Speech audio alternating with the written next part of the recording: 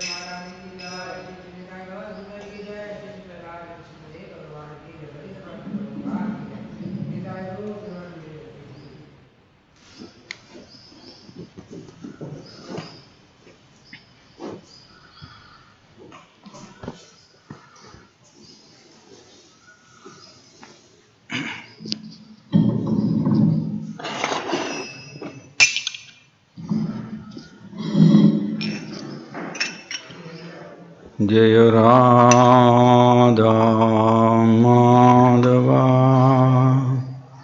कुंज विहारी जय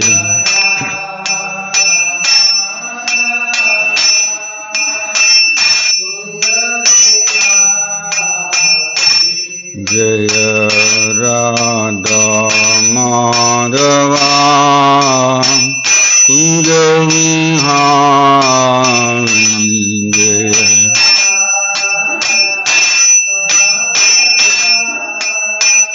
कुंज विहारी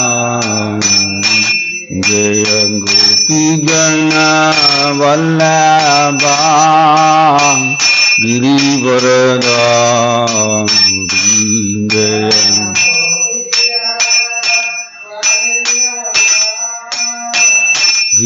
गिरिवरदारी जय गोपी जन वल्लभा जय गिरिवरदारी जय गिरिवरदारी जय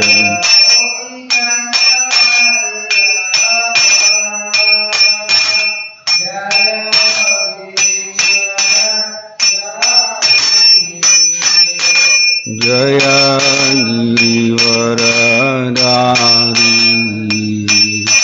हे यशोदनन्दन व्रज जनरञ्जन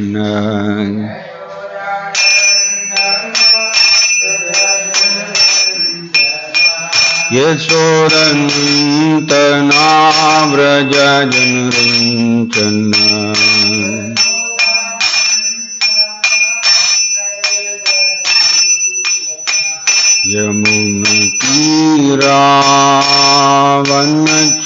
यमुनतीरावनचारी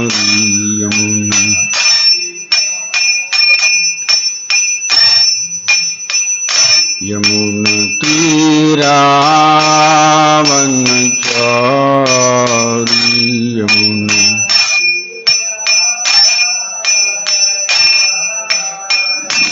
जय राधा माधवा कुंज विहारी जय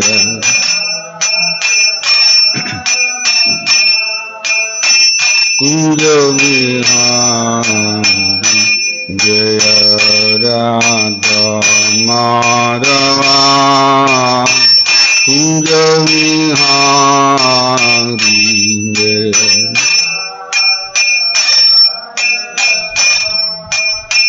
कुंज विहारी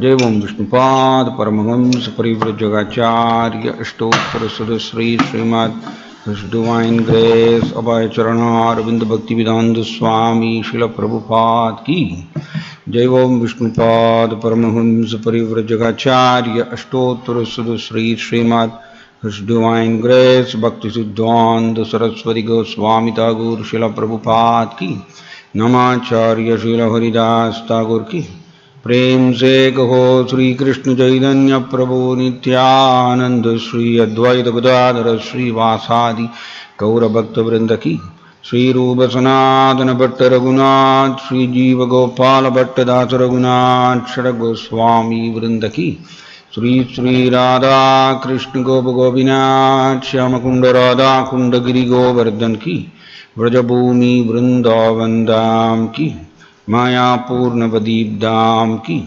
जगन्नाथपुरी धाम की मथुरा धाम की जय जगन्नाथ बलदेव सुभद्र महारानी की श्री श्री निताई गौर सुंदर की श्री श्री प्रहलाद नरसिंहदेव भगवान की श्री श्री राधा माधव की श्री कृष्ण भगवान की हरे कृष्ण महामंत्र की हरिनाम संकीर्तन यज्ञ की पतित पावन शील प्रभुपाद की निताय गौर प्रेमानंदे। ओम नमो भगवते वासुदेवाय ॐ नमो भगवते वासुदेवाय। ॐ नमो भगवते वासुदेवाय। नारायणं नमस्कृत्यं नरं चैव नरोत्तमं देवीं सरस्वतीं व्यासं ततो जयमुदीरये।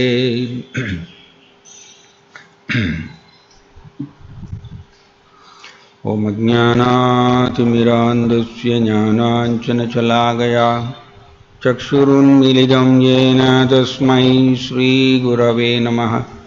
नमो ॐ विष्णुपादाय कृष्णप्रस्थाय भूतले श्रीमते जयपताकस्वामिन्निधि नामिनि।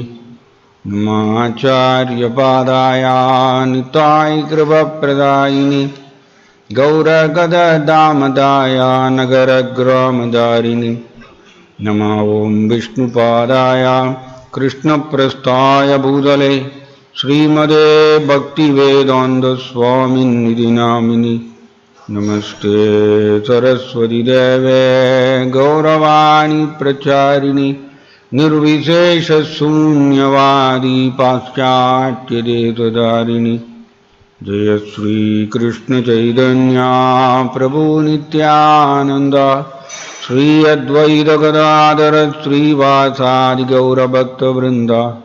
हरे कृष्ण कृष्ण कृष्ण हरे हरे हरे राम राम राम हरे हरे।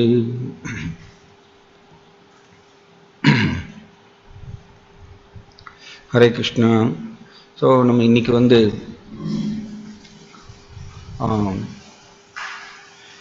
இது புருஷோத்தம மாதம், புருஷோத்தம அதிக மாதம்னு சொல்கிறோம்.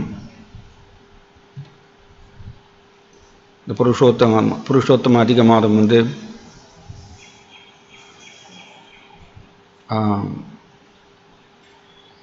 இந்த சூரியன் மற்றும் சந்திரனுடைய வருடங்கள் அந்த கணக்கில் வரும்பொழுது எக்ஸ்ட்ராவாக வரக்கூடிய சில நாட்கள் அதெல்லாம் சேர்ந்து 3 வருஷத்துக்கு ஒரு தடவை இந்த மாதிரி ஒரு எக்ஸ்ட்ரா மாதம் ஒன்று வருது. இதை தான் நம்ம புருஷோத்தம அதிக மாதம்னு சொல்கிறோம். இதை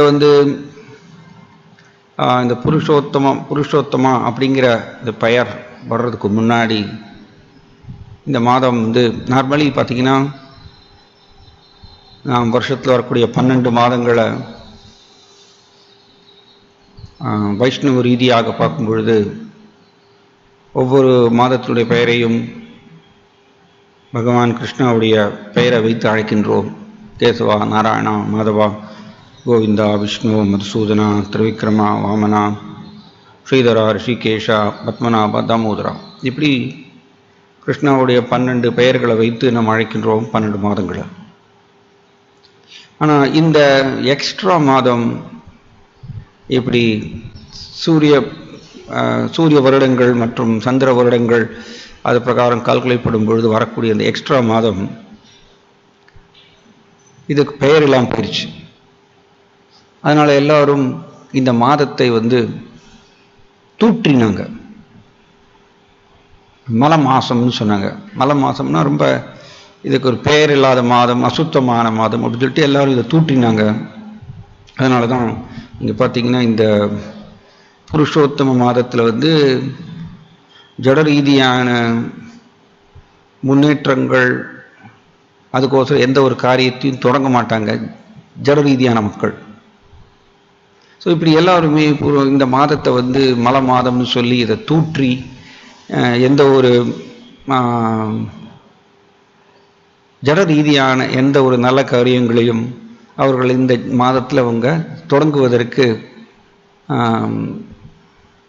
அவங்க விரும்பவில்லை. இதனால் இந்த மல மாதம்னு அவங்க சொல்கிறக்கூடிய இந்த மல மாதம் அவங்க நேராக பகவான் நாராயணரோட நோக்கி தர்சனம், பகவான் நாராயணர்கிட்ட பிரார்த்தனை செய்து அவர்கிட்ட வேண்டுறாங்க. என்ன வேண்டுறாங்கன்னா, எல்லோரும் என்னை தூற்றுகின்றார்கள் மல மாதம் சொல்லி, என்னுடைய மாதத்தில் யாருமே நல்ல காரியங்களை யாரும் செய்ய மாட்டேங்கிறாங்க அப்படின்னு சொல்லி அவங்க ரொம்ப தன்னுடைய வேதனையை தெரிவிக்கிறாங்க பகவான் விஷ்ணுட்ட, நாராயணர்கிட்ட. ஸோ பகவான் தன்னுடைய கருணையை ஒருத்தருக்கு வழங்கணும்னா யாரும் தடுக்க முடியாது. நான் ஒரு சொற்பொழிவில் கேட்டுட்டு இருந்தேன். அதாவது நாம் பக்தி யோகத்தினுடைய அங்கங்களை பயிற்சி செய்தால் கூட, பிரபுபாதர் பொருள் எழுதுகிறார், பகவான் கிருஷ்ணா தன்னுடைய கருணையை வழங்கணும்னு அவர் விரும்பினால் மட்டும்தான் நமக்கு பக்தி கிடைக்குமாம். நாம் 16 மாலைகள் ஜபம் செய்கிறோம், சாதன பக்தி பயிற்சி செய்கிறோம். இதை பொருளுரையில் எப்படி எழுதுகிறார் பிரபுபாதர், கிருஷ்ணருடைய தர்சனம் எந்த ரீதியாக நாம் பெற முடியாதுன்னு சொல்றார். பிரபுபாதர் அப்படி பொருளுரையில் எழுதியிருக்கார். எந்த ஒரு ரீதியாக இந்தந்த மெத்தட், இந்தந்த முறைகள், இதை பயிற்சி செய்கிறதுனால கிருஷ்ணரை நாம் தரிசனம் செய்ய முடியும் அப்படிங்கிறது, கிருஷ்ணர் நான் எல்லா விதமான பக்தி யோகத்தினுடைய சாதன பக்தி முறைகளை நான் பயிற்சி செய்துட்டேன், நீங்கள் எனக்கு தர்சனம் கொடுக்க வேண்டும் அப்படின்னு சொல்லிட்டு நாம் கிருஷ்ணாட்ட டிமாண்ட் பண்ண முடியாது. நாம் எவ்வளவுதான் பக்தி பயிற்சியை செய்தாலும் கிருஷ்ணர் தன்னுடைய கருணையை வழங்கணும்னு நினைக்கிறது அவருடைய விருப்பம். அவர் எப்போ விரும்புகின்றாரோ அப்போ அந்த ஜீவாத்மா கிருஷ்ணருடைய கருணையை பெறுவார். அதான் பாக்கியவான் ஜீவா குரு கிருஷ்ண பிரசாதே. பாக்கியவான் அதிர்ஷ்டமான ஜீவாத்மா இங்க கிருஷ்ணனுடைய கருணையை பெறுகின்றார். ஸோ அப்போ இங்க இந்த பெண் இவங்க இப்படி பகவான் நாராயணர்கிட்ட சொல்லி பிரார்த்தனை செய்து தன்னுடைய வேதனையை தெரிவிக்கிறாங்க. பகவான் நாராயணர் தன்னுடைய கருணையை வழங்குறார். அவர் என்ன பண்றாருன்னா, தன்னுடைய கருணையை வழங்கும் பொழுது யார் தடுக்க முடியும்? 33 கோடி தேவர்களும் தடுக்க முடியாது. கிருஷ்ணர் தன்னுடைய கருணையை ஒரு ஜீவாத்மாவுக்கு வழங்கணும்னா 33 கோடி தேவர்களும் ஒன்றும் பண்ண முடியாது, யாரும் தடுக்க முடியாது. ஸோ பகவான் நாராயணர் இங்கே சொல்றார், இவங்களுடைய பிரார்த்தனையை கேட்டு திருப்தி அடைந்து பகவான் நாராயணர் சொல்றார், ஓகே, என்னுடைய பெயரை நான் உனக்கு கொடுக்குறேன், என்னுடைய பர்சனல் பெயரை நான் உனக்கு கொடுக்குறேன். உன்னுடைய மாதத்தை என் பெயர் சொல்லி அழைப்பார்கள், எல்லோரும் புருஷோத்தம மாதம் அப்படின்னு அழைப்பார்கள். மேலும் சொல்றார் பகவான் நாராயணர் திருப்தி அடைந்து, அதனாலதான் சம்சித்திர் ஹரிதோஷணம். முழு பக்குவம் என்ன? சித்தினா பக்குவம், சம்சித்திர்னா முழு பக்குவம். எது முழு பக்குவம்? ஹரிதோஷணம். பகவான் ஹரி கிருஷ்ணா அவரை திருப்திப்படுத்துவது. நம்மளுடைய பக்தியினால, நம்மளுடைய அன்பு தொண்டுனால கிருஷ்ணரை திருப்திப்படுத்துவது. இதுதான் முழு பக்குவம் ஸ்ரீமத் பாகவதம் சொல்றது. அதனாலதான் பக்தர்கள் ஆன்மீக குருவனுடைய மேற்பார்வையின் கீழே பகவான் கிருஷ்ணாவை நோக்கி அன்பு தொண்டு செய்யறாங்க. கிருஷ்ணர் இலகிய மனம் படைத்தவர் பொதுவாக. பட் அவர் தன்னுடைய கருணையை வழங்குறது அவருடைய சொந்த விருப்பம்.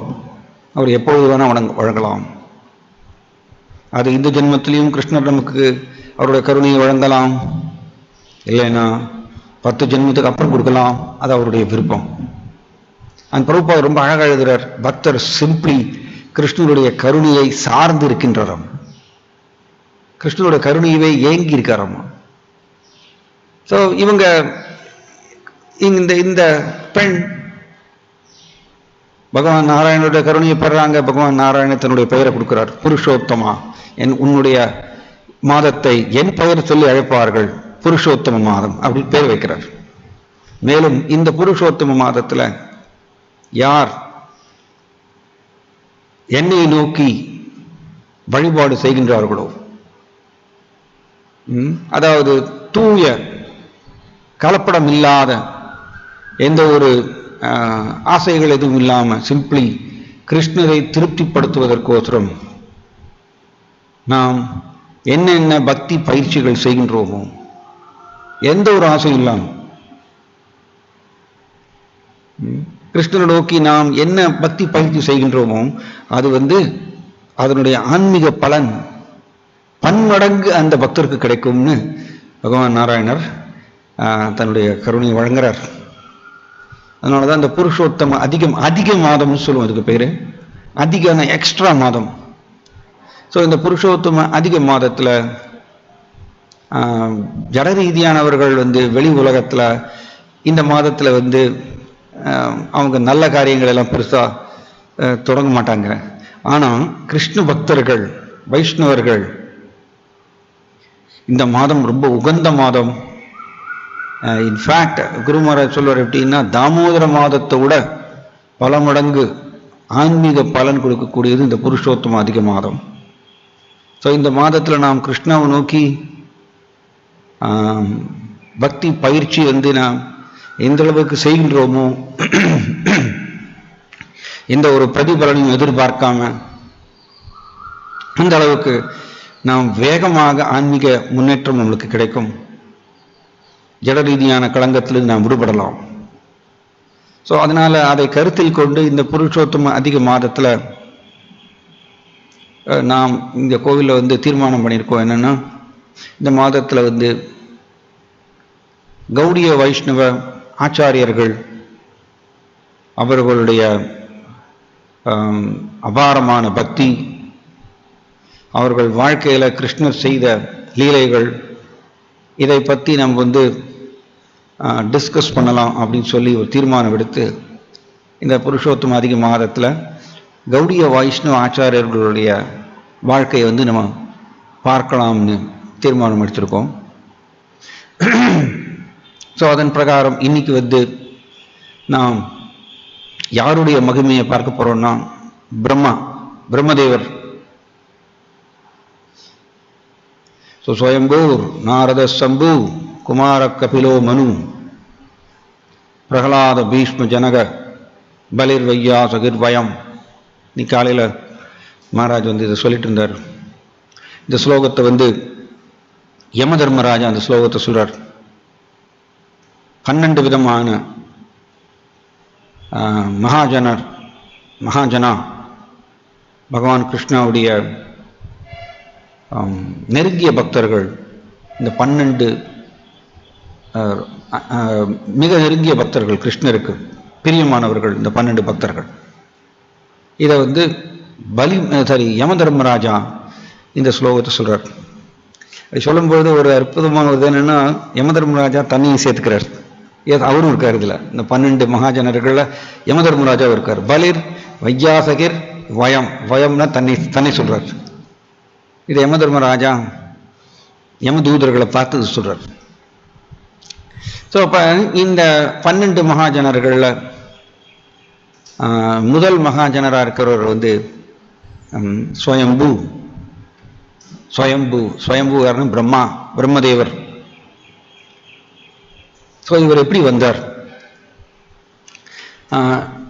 ஆக்சுவலி பிரம்மதேவர் நம்மளுடைய சம்பிரதாயத்தினுடைய முதல் ஆச்சாரியராக இருக்கார். அதனால தான் நம்ம சம்பிரதாயத்துக்கு பெயர் பிரம்ம மத்வ கௌடிய வைஷ்ணவ சம்பிரதாயம்னு சொல்றோம். ஸ்ரீ பிரம்ம ருத்ர சனகா வைஷ்ணவ ஸ்திதி பாவனா சத்வரஸ்தே கலௌ பாவ்யா ஹி உத்கலே புருஷோத்தமா. பத்ம புராணத்தில் இந்த மாதிரி ஒரு ஸ்லோகம், ஹி உத்கலே புருஷோத்தமா, பகவான் கிருஷ்ண சொல்றது.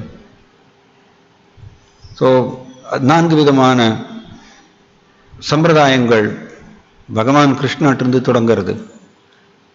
ஸோ ஸ்ரீ பிரம்ம ருத்ர சனகா. ஸோ பிரம்மா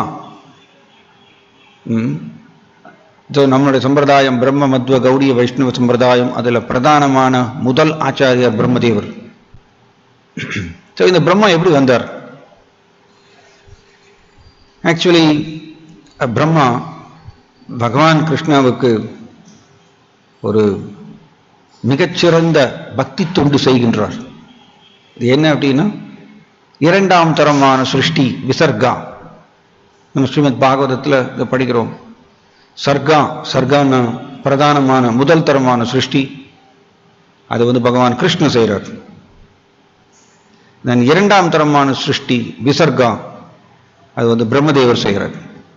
கிருஷ்ணருடைய கருணையை பெற்றவுடன், கிருஷ்ணருடைய கருணையை பெற்றதன் பிரகாரம் இந்த இரண்டாம் தரமான சிருஷ்டி செய்யக்கூடிய சக்தி அவருக்கு அளிக்கப்படுகின்றது. ஆல்சோ பிரம்மதேவரை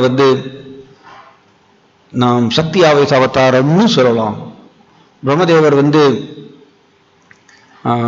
சக்தி ஆவேச அவதாரம்ங்கிற வகையிலும் வரார், ஆல்சோ குண அவதாரம்ங்கிற வகையிலும் வரார்.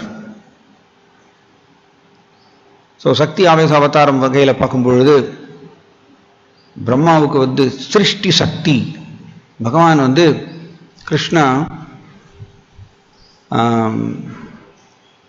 குறிப்பிட்ட ஜீவாத்மாவுக்கு ஒரு குறிப்பிட்ட சக்தியினால் அதிகாரப்படுத்துகின்றார். அவர்கள் சக்தி ஆவேச அவதாரம் சொல்றோம். ஸோ பிரம்மாவுக்கு இந்த இரண்டாம் தரமான பிரம்மாண்டமான இந்த சிருஷ்டி சக்தியினால் அதிகாரப்படுத்தியதால் பிரம்மா சக்தி ஆவேச அவதாரங்கிற வகையிலும் வரார். அதனால சிருஷ்டி சக்திக்கு சிறந்த உதாரணம் பிரம்மதேவர். ஆல்சோ பிரம்மதேவர் குண அவதாரம் வகையிலும் வரார். ஏன் அப்படின்னா, குண அவதாரம் சொல்லும்பொழுது அவர் ரஜோகுணத்தினுடைய இன்சார்ஜா இருக்கார். ஏன்னா இது ஜட உலகத்திலே பார்த்தீங்கன்னா, உற்பத்தி பண்ணணும் அப்படின்னாலே ரஜஸுடைய துணை இருந்தால் மட்டும்தான் உற்பத்தி பண்ண முடியும். ஸோ பிரம்மா இரண்டாம் தரமான உற்பத்தி செய்கிறதுனால அவர் ரஜோகுணத்தினுடைய இன்சார்ஜா அங்கே இருந்து அவர் இரண்டாம் தரமான சிருஷ்டி செய்கிறார். அதனால் அவர் குண அவதாரம் வகையிலும் வரார் பிரம்மதேவர். ஸோ இப்படிப்பட்ட பிரம்மா எப்படி தோன்றினார் ஃபர்ஸ்ட், இது ஸ்ரீமத் பாகவதத்தில் ரொம்ப அழகாக சொல்லப்பட்டிருக்கு. அதாவது புருஷ அவதாரம்னு சொல்கிறோம். புருஷ அவதாரம்னா ஏதே சாம்சகலாம் பும்சக அப்படின்னா புருஷ அவதாரத்தை குறிக்கிறது. பும்சா அண்ட் புருஷா ரெண்டும் ஒரே அர்த்தத்தை குறிக்கிறது. இதை ஸ்ரீமத் பாகவதத்தில் நாம் முதல் காண்டத்தில் படிக்கிறோம். ஏதே சாம்சகலா பும்சக. ஸோ பும்சக அப்படின்னா புருஷாவதாரம். ஸோ புருஷாவதாரம் யாரு? புருஷாவதாரம் சொன்னா 3 விதமான விஷ்ணுக்களை நாம் புருஷாவதாரம்னு சொல்றோம். ஸோ அது நம்ம ஸ்ரீ சைத்தன்ய சரித்தாமிரதத்தில் அதை விளக்கமாக நம்ம படிக்கின்றோம். எப்படி கிருஷ்ணன்ட்டு பலராமர் வரார், அண்ட் அதாவது ஸ்வாம்சா, அதுக்கப்புறம் வைபவ பிரகாஷா, விலாஷா, தத் ஏகாத்மா, இந்த மாதிரி நிறைய வகைகள் கிருஷ்ணருடைய விஷ்ணு தத்துவங்களில் பல பல வகைகள் சொல்லப்பட்டிருக்கு. ஸோ பலராமர்கிட்ட இப்படி பல பல விஷ்ணு தத்துவங்கள் அங்க விரிவாக்கங்கள் தோன்றுகின்றாங்க. அதில் வரக்கூடிய ஒரு வகைதான் புருஷ அவதாரம். ஸோ இந்த புருஷ அவதாரத்தில் முதல் விஷ்ணு காரணோதகசாயி விஷ்ணு, ஆல்சோ மகாவிஷ்ணுன்னு சொல்லுவோம். இந்த காரணோதகசாயி விஷ்ணு இவருடைய ரோல் என்ன அப்படின்னா, காரணோதகசாயி விஷ்ணு தன்னுடைய மயிர்கால்களிலிருந்து கணக்கிலடங்காத அண்டங்களை உற்பத்தி செய்கின்றார். எப்படி அண்டம் அப்படின்னு சொல்லும் பொழுது எப்படி ஒரு சோப்பு நீர் எடுத்து நீங்கள் அப்படி ஊதுனீங்கன்னா பபுள்ஸ் மாதிரியா வெளியில் வரும், நிறைய பபுள்ஸ் வெளியில் வரும் இப்படி ஊதும் பொழுது. அந்த மாதிரியா பகவான் மகாவிஷ்ணு, காரணோதகசாயி விஷ்ணு, ஒரு காரணாங்கிற கடல்ல படுத்திருக்கிறதுனால அவருக்கு காரணோதகசாயி விஷ்ணு சொல்றோம். இவர் தன்னுடைய மயிர்கால்கள் இருந்து கணக்கில் அடங்காத அண்டங்களை உற்பத்தி செய்கிறார். ஸோ இது மகாவிஷ்ணுவுடைய ரோல். தென் அதுக்கப்புறம் மகாவிஷ்ணுவிட்டிருந்து வரக்கூடிய இன்னொரு விஷ்ணு கர்ப்போதகசாயி விஷ்ணுன்னு சொல்றோம். இவரும் புருஷ அவதாரம் வகையில தான் வர்றார். ஸோ இந்த கர்ப்போதகசாயி விஷ்ணு கர்ப்பாங்கிற கடல்ல படுத்துட்டு இருக்கார். அண்ட் இந்த கர்ப்போதகசாயி விஷ்ணு தன்னுடைய நாபியிலிருந்து அற்புதமான ஒரு தாமரை உதயமாகின்றது. அதனாலதான் அவருக்கு பங்கஜநாபான் பகவானுக்கு பெயர் உண்டு, பத்மநாபான்கிற பெயர் உண்டு. எப்படி நம்ம திருவாண்டரத்தில் அனந்த பத்மநாப சுவாமின்னு சொல்றோம். ஸோ தன்னுடைய நாபியிலிருந்து தாமரை, பிரம்மாண்டமான தாமரை உதயமாகின்றதாம். ஆக்சுவலி ஷீல பிரபுபாதர் சொல்றாரு, இந்த தாமரைகளுடைய தண்டுல தான்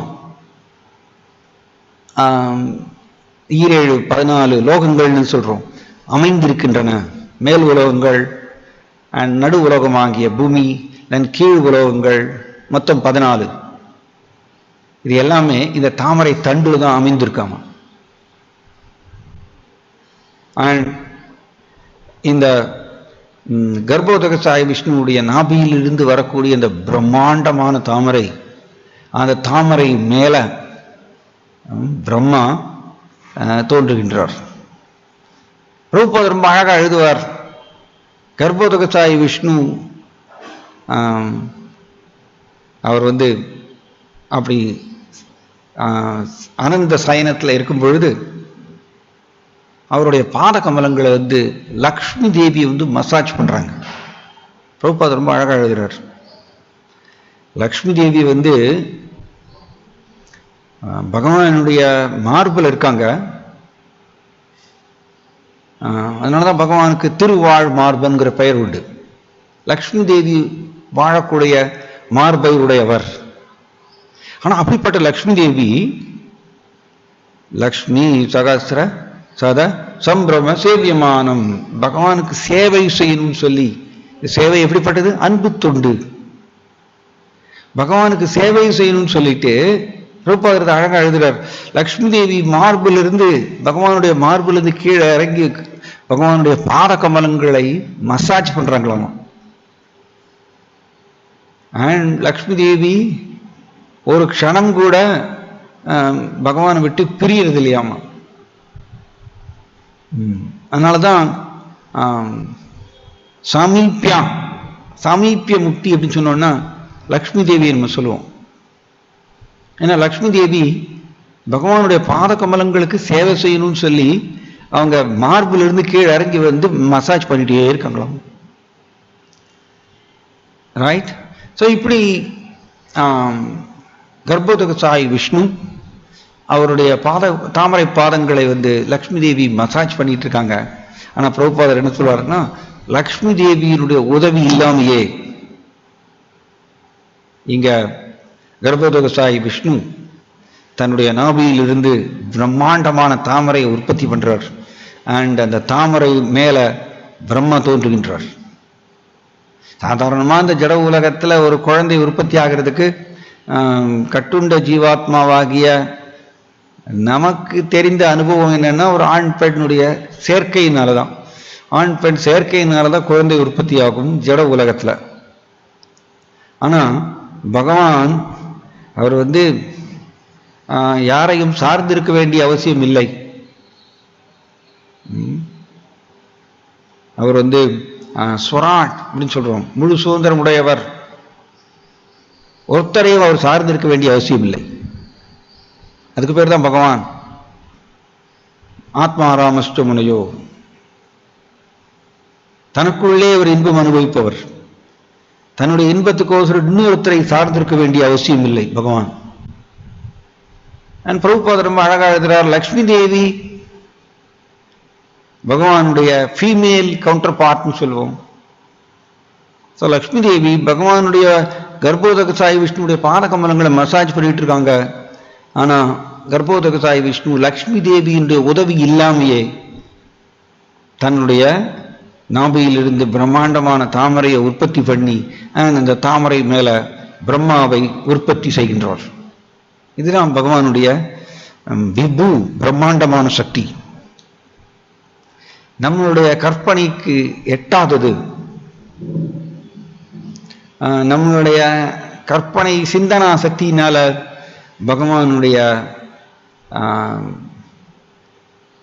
பகவானுடைய பிரம்மாண்டமான தெய்வீக சக்திகளை நாம் புரிந்து கொள்ள முடியாது.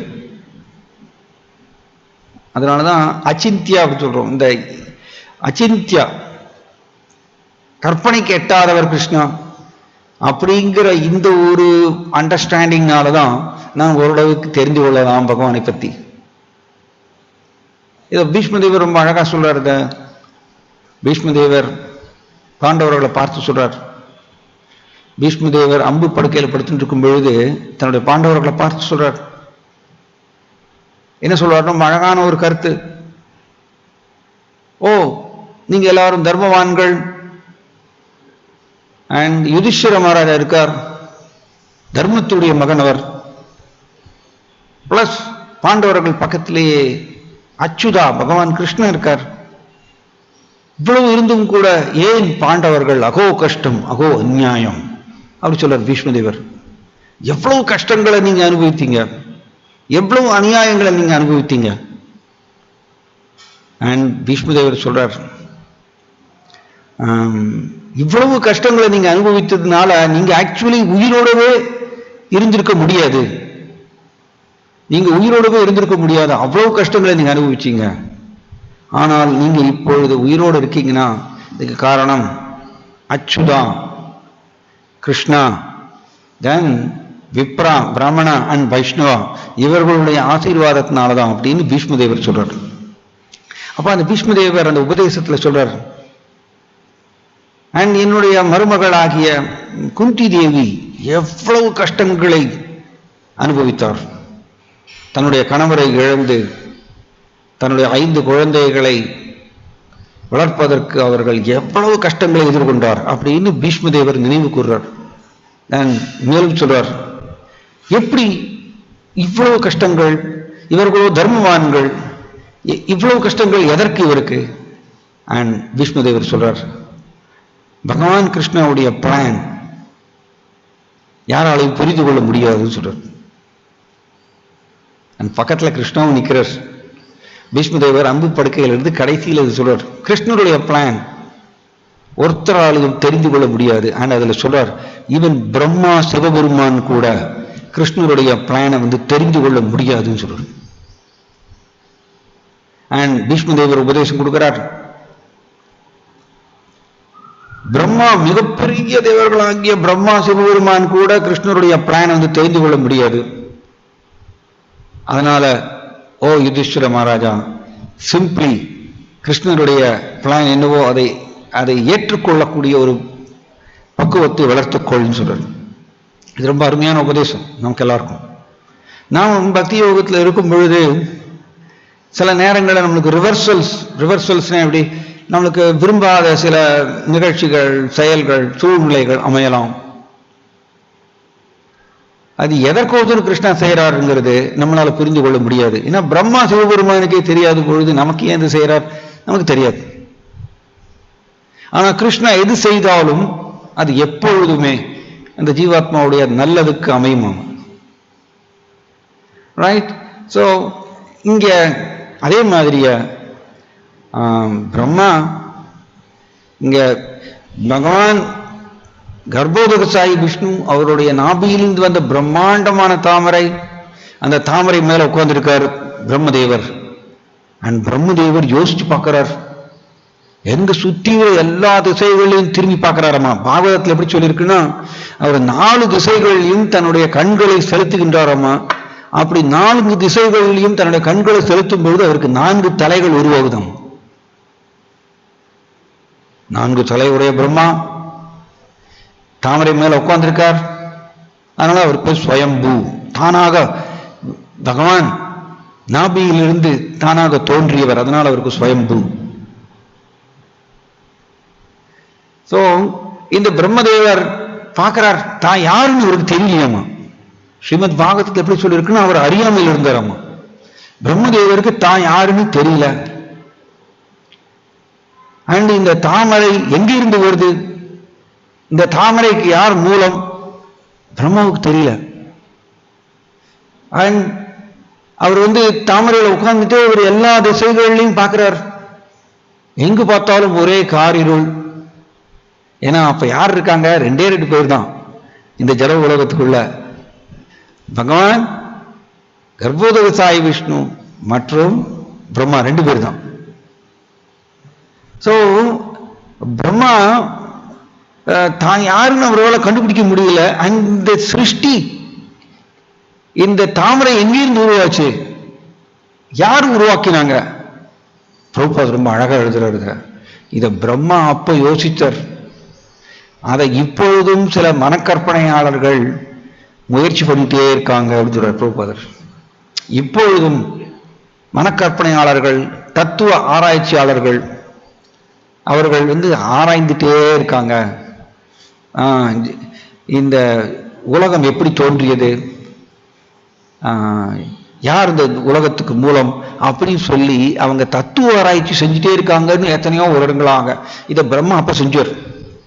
நம்ம பிரம்மாட்டிருந்து கிடைக்கக்கூடிய பாடம் இது என்னன்னா, பிரம்மா அவரால் புரிஞ்சு கொள்ள முடியலையாம தான் யாருன்னு. தான் யாரு, இந்த தாமரை எப்படி உற்பத்தி ஆச்சு, அண்ட் இந்த தாமரைக்கு உற்பத்தி செய்யறதுக்கு யார் காரணம், அண்ட் அவரால் கண்டுபிடிக்க முடியல. தான் அவர் என்ன பண்றாராமா பிரம்மா, இந்த தாமரை தண்டு வழியாக உள்ள போறாராமா. எங்கிருந்து இந்த தாமரை தண்டு வருதுன்னு பார்க்கணும் அப்படின்னு சொல்லி பிரம்மா தாமரையிலிருந்து கீழே இறங்கி தாமரை தண்டு வழியா உள்ள போறாராமா. அண்ட் பிரபுபாத் ரொம்ப அழகா எழுதுறார், பகவான் கிருஷ்ணரை நாம் நம்மளுடைய ஆராய்ச்சியினால, மனக்கற்பனையினால பகவான் கிருஷ்ணரை புரிந்து கொள்ள முடியாது. பக்தியாமாம் அபிஜானாதி யாவான் எஸ்டாஸ்மி தத்துவதக. பகவான் கிருஷ்ணரை பக்தினாலதான் தெரிந்து கொள்ள முடியும். கிருஷ்ணரே இதை சொல்றார். கிருஷ்ணரை நோக்கி நாம் அன்பு செலுத்துறதுனால, அன்பு தொண்டு செய்யறதுனால கிருஷ்ணர் திருப்தி அடைந்து ஸ்வயம் ஏவ ஸ்புரத்தியதக, கிருஷ்ணா தன்னை வெளிப்படுத்துகின்றார் அந்த குறிப்பிட்ட பக்தருக்கு. அவர் திருப்தி அடைந்தால், நம்மளுடைய அன்பு தொண்டினால் கிருஷ்ணர் சந்தோஷம் அடைந்து அவர் தன்னை வெளிப்படுத்தினால் மட்டும்தான் அந்த ஜீவாத்மா கிருஷ்ணரை ஓரளவுக்கு தெரிந்து கொள்ள முடியும்.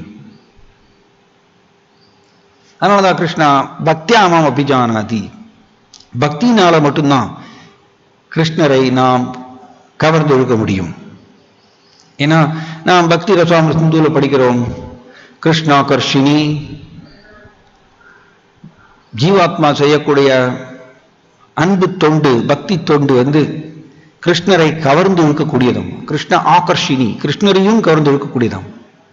கிருஷ்ணர் எல்லோரையும் கவர்ந்து இழுக்கின்றார். ஆனா அப்படிப்பட்ட பகவான் கிருஷ்ணரை கவர்ந்து இழுக்கக்கூடியது இந்த துச்சமான ஜீவாத்மா செய்யக்கூடிய அன்பு தொண்டு, பக்தி தொண்டு.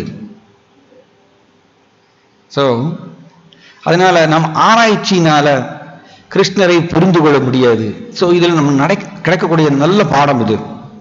நமக்கு எல்லாருக்குமே இந்த ஸ்பெக்குலேஷன் சொல்லுவோம். ஸ்பெக்குலேஷன் என்னது, நம்மளுடைய ஜட அறிவை உபயோகப்படுத்தி விஷயங்களை புரிந்து கொள்வதற்கு முயற்சி செய்வோம். இந்த சுபாவம் நமக்கு எல்லாருக்கும் உண்டு. ஆனா பக்தி யோகத்துல இந்த ஆராய்ச்சி செய்தல்ங்கிறதுக்கு இடம் கிடையாது. சிம்பிளி கிருஷ்ணரை, அதான் பிரபுபாதர் சொல்லுவார், நம்மளுடைய சம்பிரதாயம் அவரோக பந்தான்னு சொல்லுவார். அவரோக பந்தானா எப்படி இப்ப நம்ம பார்க்க போறோம். கிருஷ்ணா வந்து பிரம்மாவுக்கு போதிக்கிறார், பிரம்மா நாரதருக்கு போதிக்கிறார், நாரதர் வியாசருக்கு போதிக்கிறார், வியாசதேவர் மத்வாச்சாரியருக்கு. இப்படி இந்த சீட பரம்பரை மூலமாக இந்த ஆன்மீக அறிவு வரிசையாக ஆன்மீக குருக்களுக்கு வருகின்றது. ஃபைனலி பிரபுபாதர் வந்து நமக்கு சொல்லித்தரார். அண்ட் பிரபுபாதர்கிட்ட வரக்கூடிய குரு சீட பரம்பரை மூலமாக நாம் தெரிந்து கொள்கின்றோம். இதுக்கு பேர் ஆரோக பந்தா, மேலிருந்து கீழே இறங்கி வருதல். அதுதான் வந்து ஒர்க் அவுட் ஆகுமாமா. அவரோக பந்தா அப்படி சரி. ஆரோக பந்தான்னு என்னதுன்னா கீழிருந்து மேல போறது. ஆராய்ச்சி செய்து கிருஷ்ணரை தெரிந்து கொள்வதற்கு முயற்சி செய்வது. இது நடக்காது. ஏன் அப்படின்னா மனக்கற்பனை அப்படின்னா மனக்கற்பனைக்கு முடிவே கிடையாது. மனம் மாறி மாறி சங்கல்பா விகல்பான்னு சொல்லுவோம். இன்னைக்கு ஒரு தீர்மானம் பண்ணும் மனம், 2-3 நாளைக்கு அப்புறம் அது விகல்பா, அதை வந்து ரிஜெக்ட் பண்ணும், நிராகரித்து வேற ஒரு தீர்மானத்தை எடுக்கும் மைண்ட். திரும்பவும் மைண்ட் வந்து வேற ஒரு தீர்மானம், அதை ரிஜெக்ட் பண்ணிட்டு வேற ஒரு தீர்மானம் எடுக்கும். இப்படி மனம் முடிவே இல்லாம அது வந்து ஸ்பெக்குலேஷன், கற்பனை பண்ணிட்டே இருக்குமோ. அதனால மனக்கற்பனையாளர்கள் தன்னுடைய மனதை நம்புறதுனால அவர்கள் ஒரு அதிகாரப்பூர்வமான ஒரு கன்க்ளூஷனுக்கு வர முடியாது, ஒரு தீர்மானத்துக்கு வர முடியாது. அதனாலதான் இங்க பாருங்க, பந்தாஸ்து கோடி சதவத்சர சம்பிரகம்யோ வாயோரதாபி மனசோ முனி புங்கவானாம் சோப்பியஸ்யத் பிரபுத சின்னி அபிச்சிந்திய தத்வே கோவிந்தமாதி புருஷம் தமகம் பஜாமி. பிரம்மா பாடுறார் இந்த பாட்டை. பந்தாஸ்து கோடி சதவத்சர சம்பிரகம்யோ. பந்தாஸ்துன்னா இந்த பாதை, இந்த பாதையில கோடி சதவத்சர சம்பிரகம்யோ, கோடிக்கணக்கான வருடங்கள் பிரயாணம் செய்தாலும், அண்ட் எந்த ஸ்பீடில் பிரயாணம் செய்யறது, வாயோ ரதாபி மனசோ முனி புங்கவானா. பாருங்க, பிரம்மா அவ்வளவு சொல்லித்தராரு நம்மளுக்கு. மனசோ முனி புங்கவானா, முனிவர்கள். வாயோ ரதாபி மனசோ, வாயுன்னு காற்று வேகமா அடிக்கும். காற்று பார்த்தீங்கன்னா சம்டைம்ஸ் நம்மளுக்கு வந்து சூறாவளின்னு சொல்லிட்டு வானிலை அறிக்கையெல்லாம் விடுவாங்க. 100 கிலோமீட்டர் வேகத்துல வந்து அடிக்க போகுது காற்று அப்படின்னு சொல்லுவாங்க. 100 கிலோமீட்டர் வேகத்துல அடிக்கும் பொழுது அது என்ன பண்ணணும், பில்டிங் எல்லாத்தையும் செதைச்சிடும், தரமட்டமாக்கிடும். ஸோ நம்மளுக்கு எக்ஸ்பீரியன்ஸ் இருக்கு, அனுபவம் இருக்கு, காற்றினுடைய வேகம் எவ்வளவுன்னு. ஆனா காற்றோட வேகமா போகக்கூடியது மனமாமா. சோ பிரம்மதேவர் பாடுறாரு, காற்றோட வேகமா போகக்கூடிய மனம், அந்த மனம் போகக்கூடிய ஸ்பீடு, அந்த ஸ்பீடுல கோடிக்கணக்கான வருடங்கள் பிரயாணம் செய்தாலும் கூட வாயோரதாபி மனசோ முனி பங்குவானாம் சோப்பியஸ்தியத் பிரபத சின்னி அபிச்சிந்திய தத்வே. அப்பையும் அபிச்சிந்தியா, நம்மளுடைய கற்பனைக்கு எட்டாதவர் கிருஷ்ணா. கோடிக்கணக்கான வருடங்கள் மனம்ங்கிற ஸ்பீடில் வந்து பிரயாணம் செய்தாலும் கூட முனிவர்கள்னால கிருஷ்ணரை பிடிக்க முடியாது, கிருஷ்ணரை புரிந்து கொள்ள முடியாது அப்படிங்கிறது பிரம்ம பாடுறார். ஸோ அதனால இந்த மனக்கற்பனை வந்து இடம் கிடையாது பக்தி யோகத்துக்கு. பக்தி யோகத்துல சிம்பிளி கிருஷ்ணர் கொடுத்த உபதேசம், ஸ்ரீமத் பகவத்கீதை, பாகவதம், அதில் இருக்கக்கூடிய உபதேசங்கள் பிரபுபாதர் நம்மளுக்கு எப்படி எழுதியிருக்கார், அதை அப்படியே நாம் மனப்பூர்வமாக ஏற்றுக்கொண்டு பயிற்சி செய்யணும். இந்த பயிற்சியினால கிருஷ்ணர் திருப்தி அடைந்து தன்னை புலப்படுத்துகின்றார் அந்த பக்தருக்கு. நாம் இந்த ஆராய்ச்சி செய்ய பண்ண ஆரம்பிச்சோம்னா, அதனால ஆக்சுவலி பக்தி யோகத்தில் இருக்கும் பொழுது பக்தருடைய ஸ்ட்ரென்த் என்ன அப்படின்னு கேட்டீங்கன்னா, கிருஷ்ணரை சார்ந்திருப்பார். அதான் பக்தருடைய ஸ்ட்ரென்த்.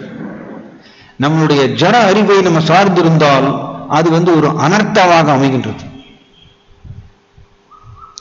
இங்க பிரம்மா அவர் வந்து தான் யாரு, தான் எங்கிருந்து வந்திருக்கோம், இந்த தாமரை எப்படி வந்தது, இந்த தாமரை உருவாக்குனவர் யார் கண்டுபிடிக்கணும்னு சொல்லிட்டு தன்னுடைய முயற்சியினால அதை கண்டுபிடிக்கணும்னு சொல்லி பிரம்மா அந்த தண்டு வழியாக போயிட்டே இருக்காரம்மா. இப்ப மனக்கற்பனையாளர்கள் பண்ற மாதிரியா நாமும் பல நேரங்கள்ல நம்முடைய ஜட அறிவை நம்புறது வந்து இதற்கு சமானம். ஸோ அவர் வந்து பல வருடங்கள் போயிட்டே இருக்காரம்மா அந்த தாமரை தண்டு வழியாக. ஆனாலும் பிரம்மாவால கண்டுபிடிக்க முடியலையாமா யார் இந்த தாமரைக்கு வந்து மூலம்ங்கிறது அவரால் கண்டுபிடிக்க முடியல. பிரம்மா கண்டுபிடிக்க முடியாததுனால அவர் திரும்பவும் மேல வந்து உட்காந்துக்கிறாராமா தாமரை மேல. அப்ப அவர் வந்து பர்ப்ளெக்ஸ்டு, குழப்பமா இருக்கார். ஏன்னா நேச்சுரல், அவர் மட்டும் தனியா இருக்கார், யாருக்கும் தெரியல, தான் யாருக்கும் தெரியல, தன்னை உற்பத்தி செய்வர் யாருக்கும் தெரியல, எப்படி இருக்கும் அப்ப? அப்ப பகவான் கிருஷ்ணா கருணையோடு அவருக்கு வந்து வாய்ஸ், தன்னுடைய பேச்சு மூலமாக அவருக்கு உபதேசம் கொடுக்கிறார். என்ன ஆக்சுவலி அப்படி ஸ்கைல ஆகாயத்தில் அவருக்கு ஒரு சவுண்ட் வருதாமா, பிரம்மாவுக்கு ஒரு சவுண்ட் வருது, தபக தபக தபக அப்படின்னு சொல்லிட்டு. ஆக்சுவலி பகவான் கிருஷ்ணா முதல்ல இந்த உபதேசத்தை கொடுக்கிறார். தபக, தவம் செய், கிருஷ்ணரை தியானிக்க வேண்டும் அப்படிங்கிற அந்த உபதேசம். இதை பாருங்க, வெரி நைஸ். ஸோ மனக்கற்பனையினால அவரால் கண்டுபிடிக்க முடியல. பகவான் கர்ப்போதகஸ்தாய் விஷ்ணு தான் இந்த தாமரை உருவானதுக்கு காரணம் அப்படிங்கிறது அவரால் கண்டுபிடிக்க முடியல. ஸோ பிரம்மாவாலேயே மனக்கற்பனையினால பகவானை கண்டுபிடிக்க முடியல. அப்ப நாம் யாரு? நாம் எப்படி கண்டுபிடிக்க முடியும்? அதனாலதான் நாம் நம்மளுடைய இந்த ஃபெர்டைல் பிரெயின் சொல்லுவோம், நம்முடைய ஜட அறிவை வந்து யூஸ் பண்ணி பல அதாவது தமிழ்ல சொல்லுவாங்க, மனுஷன் வந்து நினைப்பு தான் பொழப்பு கொடுக்கும் சொல்லுவாங்க. தமிழ்ல நினைப்பு தான் பொழப்பு கொடுக்கும். மனுஷன் வந்து சிம்பிளி கணக்கு போட்டே இருப்பான், தன்னுடைய ஜட அறிவை யூஸ் பண்ணி திட்டங்கள் போட்டுட்டே இருப்பான். ஆனா கிருஷ்ணர் வந்து வேற பிளான் போட்டிருப்பார், அது செயல்படாது. ஸோ பிரபுபாதர் ஒரு சின்ன ஒரு கதை சொல்லுவார், இந்த மனக்கற்பனை பத்தி ஒரு சின்ன ஒரு கதை சொல்லுவார் பிரபுபாதர். திரும்பவும் நம்ம பிரம்மதேவரை நோக்கி வருவோம். ஒரு மட்பாண்டம் செய்பவர் ஒருத்தர் இருந்தார் அம்மா. இந்த மட்பாண்டம் செய்பவர் வந்து அவர்கிட்ட 2 மட்பாண்டம் இருந்தது அம்மா. அவர் ஒரு பகற்கனவு கண்டார். இந்த 2 மட்பாண்டத்தை நான் வந்து ஒவ்வொரு மட்பாண்டத்துக்கு 2 ரூபா வைத்து நான் வித்தேன்னா, சேல்ஸ் பண்ணேன்னா 2 மட்பாண்டம் எனக்கு 4 ரூபாய் கிடைக்கும். எனக்கு சேல்ஸ் பண்ணா ஒரு மட்பாண்டம் செய்வதற்கு காஸ்ட் வந்து 1 ரூபா ஆகுது. ஸோ இப்போ 4 ரூபாயை திரும்பவும் நான் அதே மட்பாண்டத்தை செய்யறதுக்கு போட்டேன்னா 4 மட்பாண்டம் எனக்கு கிடைச்சிடும். 4 மட்பாண்டத்தை நான் 2 ரூபாய்க்கு வித்தேன்னா 8 ரூபா கிடைக்கும். இந்த 8 ரூபாயை திரும்பவும் நான் மட்பாண்டம் செய்யறதுக்கு அப்படியே அந்த ரூபாயை ப்ளவிங் பேக் த ப்ராஃபிட்ஸ்னு சொல்லுவாங்க, அதை அப்படியே திரும்பி அதில் நான் போட்டேன்னா 8 மட்பாண்டம் எனக்கு கிடைக்கும். அதை நான் சேல்ஸ் பண்ணா 16 ரூபாய் எனக்கு கிடைக்கும். இப்படியே கணக்கு போட்டே போறார். கணக்கு போட்டு அவர் வா வண்டர்ஃபுல், நான் எவ்வளவு பெரிய கோடீஸ்வரனை மாறிடுவேன் இந்த மட்பாண்டத்தை விற்று சேல்ஸ் பண்ணி அப்படின்னு குதூகலத்தில் அவருடைய எட்டி உதவுறார். அவருடைய கால் பட்டு அந்த 2 மட்பாண்டம் உடஞ்சு போயிடுச்சு. இருக்கிற 2 மட்பாண்டம் உடஞ்சு போயிடுச்சு. இதுதான் மனுஷன் வந்து இந்த மனக்கற்பனை செஞ்சுட்டே இருக்கிறது. இது மனுஷனுடைய ஒரு குறை. பக்தி யோகத்துல இது இடம் கிடையாது, மனக்கற்பனைக்கு இடம் கிடையாது. சிம்பிளி நம்மளுக்கு ஆச்சாரியர்கள் என்ன சொல்லித்தராங்க? அவரோக பந்தா, கிருஷ்ணனுடைய நேரடி சீட பரம்பரையில் வரக்கூடிய ஆச்சாரியர்கள் நமக்கு என்ன உபதேசிக்கிறாங்களோ அதை அப்படியே பிராக்டிஸ் பண்றது மட்டும்தான் நம்மளுடைய தலையாய கடமையாக இருக்கின்றது. இந்த மனக்கற்பனைக்கு இடம் கிடையாது. மனக்கற்பனை பண்ணோம்னா கிருஷ்ண தூரமா போயிடுவார். அதாவது நம்மளுடைய பாஷையில் சொல்லணும்னா அந்த மெட்டீரியல் லாஜிக், ஜட ரீதியான தர்க்கம், இதை நம்ம அப்ளை பண்ண ஆரம்பிச்சோம்னா, இதை பயன்படுத்த ஆரம்பிச்சோம்னா பக்தி தூரமா போயிடும். பக்திக்கு இடம் கிடையாதுங்க. பக்தி வந்து சிம்பிளி ஆன்மீக குரு சொல்லிக் கொடுத்த பிரகாரம் நாம் பயிற்சி செய்யணும். என் கடன் பணி செய்து கிடப்பதை கிருஷ்ணரை நோக்கி நாம் சிம்பிளி அன்பு தொண்டு செய்துட்டே இருக்கணும். அண்ட் கிருஷ்ணர் எப்ப திருப்தி அடைந்த ஒரு கருணை வழங்குறாரோ அவருடைய விருப்பம். நாம் நான் இப்படி பண்ணணுமோ அப்படி பண்ணணுமோன்னு சொல்லிட்டு கற்பனை பண்ணிட்டே இருந்தோம்னா நாம் விலகி போயிடுவோம். பிரம்மாவாலேயே முடியல. பிரம்மா வந்து மேல வந்து உட்காந்துக்கிறார். அப்ப பகவான் கிருஷ்ணா கருணையோடு அவருக்கு இந்த உபதேசத்தை கொடுக்கிறார். ஆகாயத்தில் அவருக்கு சவுண்ட் வருது, தபக தபக. சோ இந்த இடத்துல பிரம்மா தான் யாருங்கிறத கண்டுபிடிக்க முடியல. அதனால இப்போ ஒரு க்ளூ கிடைச்சிருக்கு, தவம் செய்யணும் அப்படின்னு. சோ உடனே பிரம்மா 100 வருடங்கள், அவருடைய கணக்குல 100 வருடங்கள், அது எத்தனையோ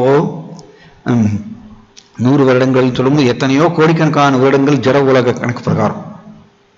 பிரம்மா தன்னுடைய கணக்குல 100 வருடங்கள் அவர் முழு முதற் கடவுளை நோக்கி தியானம் செய்கின்றார். இதுதான் வெரி இம்பார்ட்டன்ட். சோ பகவானுடைய உபதேசம் பிரகாரம் தபக தபகங்கிற அந்த சவுண்ட் வருது இல்லையா ஆகாயத்துல.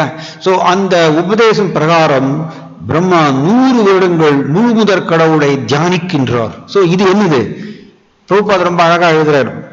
முழு முதற் கடவுளை தியானித்தல்ங்கிறது பக்தி. ஏன்னா ஸ்மரணம்ங்கிறது நவவீத பக்தியில ஒரு முக்கியமான ஒரு அங்கமாக அமைகின்றது. சோ இவர் இன்டென்ஸ், ரொம்ப தீவிர ஸ்மரணம், முழு முதற் கடவுளை தியானிக்கின்றார் 100 வருடங்கள் அவருடைய கணக்குல. சோ இந்த பார்ட் ரொம்ப இம்பார்ட்டன்ட். சோ நாமும் நமக்கு ஆன்மீக குரு இங்க எப்படி, பிரம்மாவுக்கு ஆன்மீக குரு யாருன்னா கிருஷ்ணன். கிருஷ்ணர் உபதேசிக்கிறார் தபக தபக அப்படின்னு ஆகாயத்துல சவுண்ட் வருது. அந்த ஆன்மீக குரு கொடுத்த உபதேசத்தை சீரியஸா எடுத்துக்கொண்டு பிரம்மா 100 வருடங்கள் முழு முதற் கடவுளை தியானிக்கின்றார். அது ஒண்ணு அந்த உபதேசத்தை நம்பி சீரியஸா எடுத்துக்கொள்வது ஒன்று. இரண்டாவது, அந்த உபதேசம் பிரகாரம் பயிற்சி செய்கின்றார் பிரம்மா. 100 வருடங்கள் முழு முதற் கடவுளை தியானிக்கின்றார். இதுதான் இம்பார்ட்டன்ட். நமக்கும் அதிகாரபூர்வமான குரு சீட பரம்பரையில் வரக்கூடிய ஆச்சாரியர், ஆன்மீக குரு நமக்கு உபதேசம் கொடுக்கிறார். அந்த உபதேசத்தை நாம் முதல்ல நம்பி முழுக்க அதை நம்பி நாம் ஏற்றுக்கொள்ள வேண்டும். First point. இது சிஷ்யருடைய ஒரு கடமை. தென் அந்த நம்பிக்கையின் பேரில் அவர் பக்தி பயிற்சி செய்ய வேண்டும். இடைவிடாமல் பக்தி பயிற்சி செய்ய வேண்டும். இது சிஷ்யருடைய 2 தலையாய கடமையாக அமைகின்றது. தென் இங்க என்ன நடக்கிறது பாருங்க.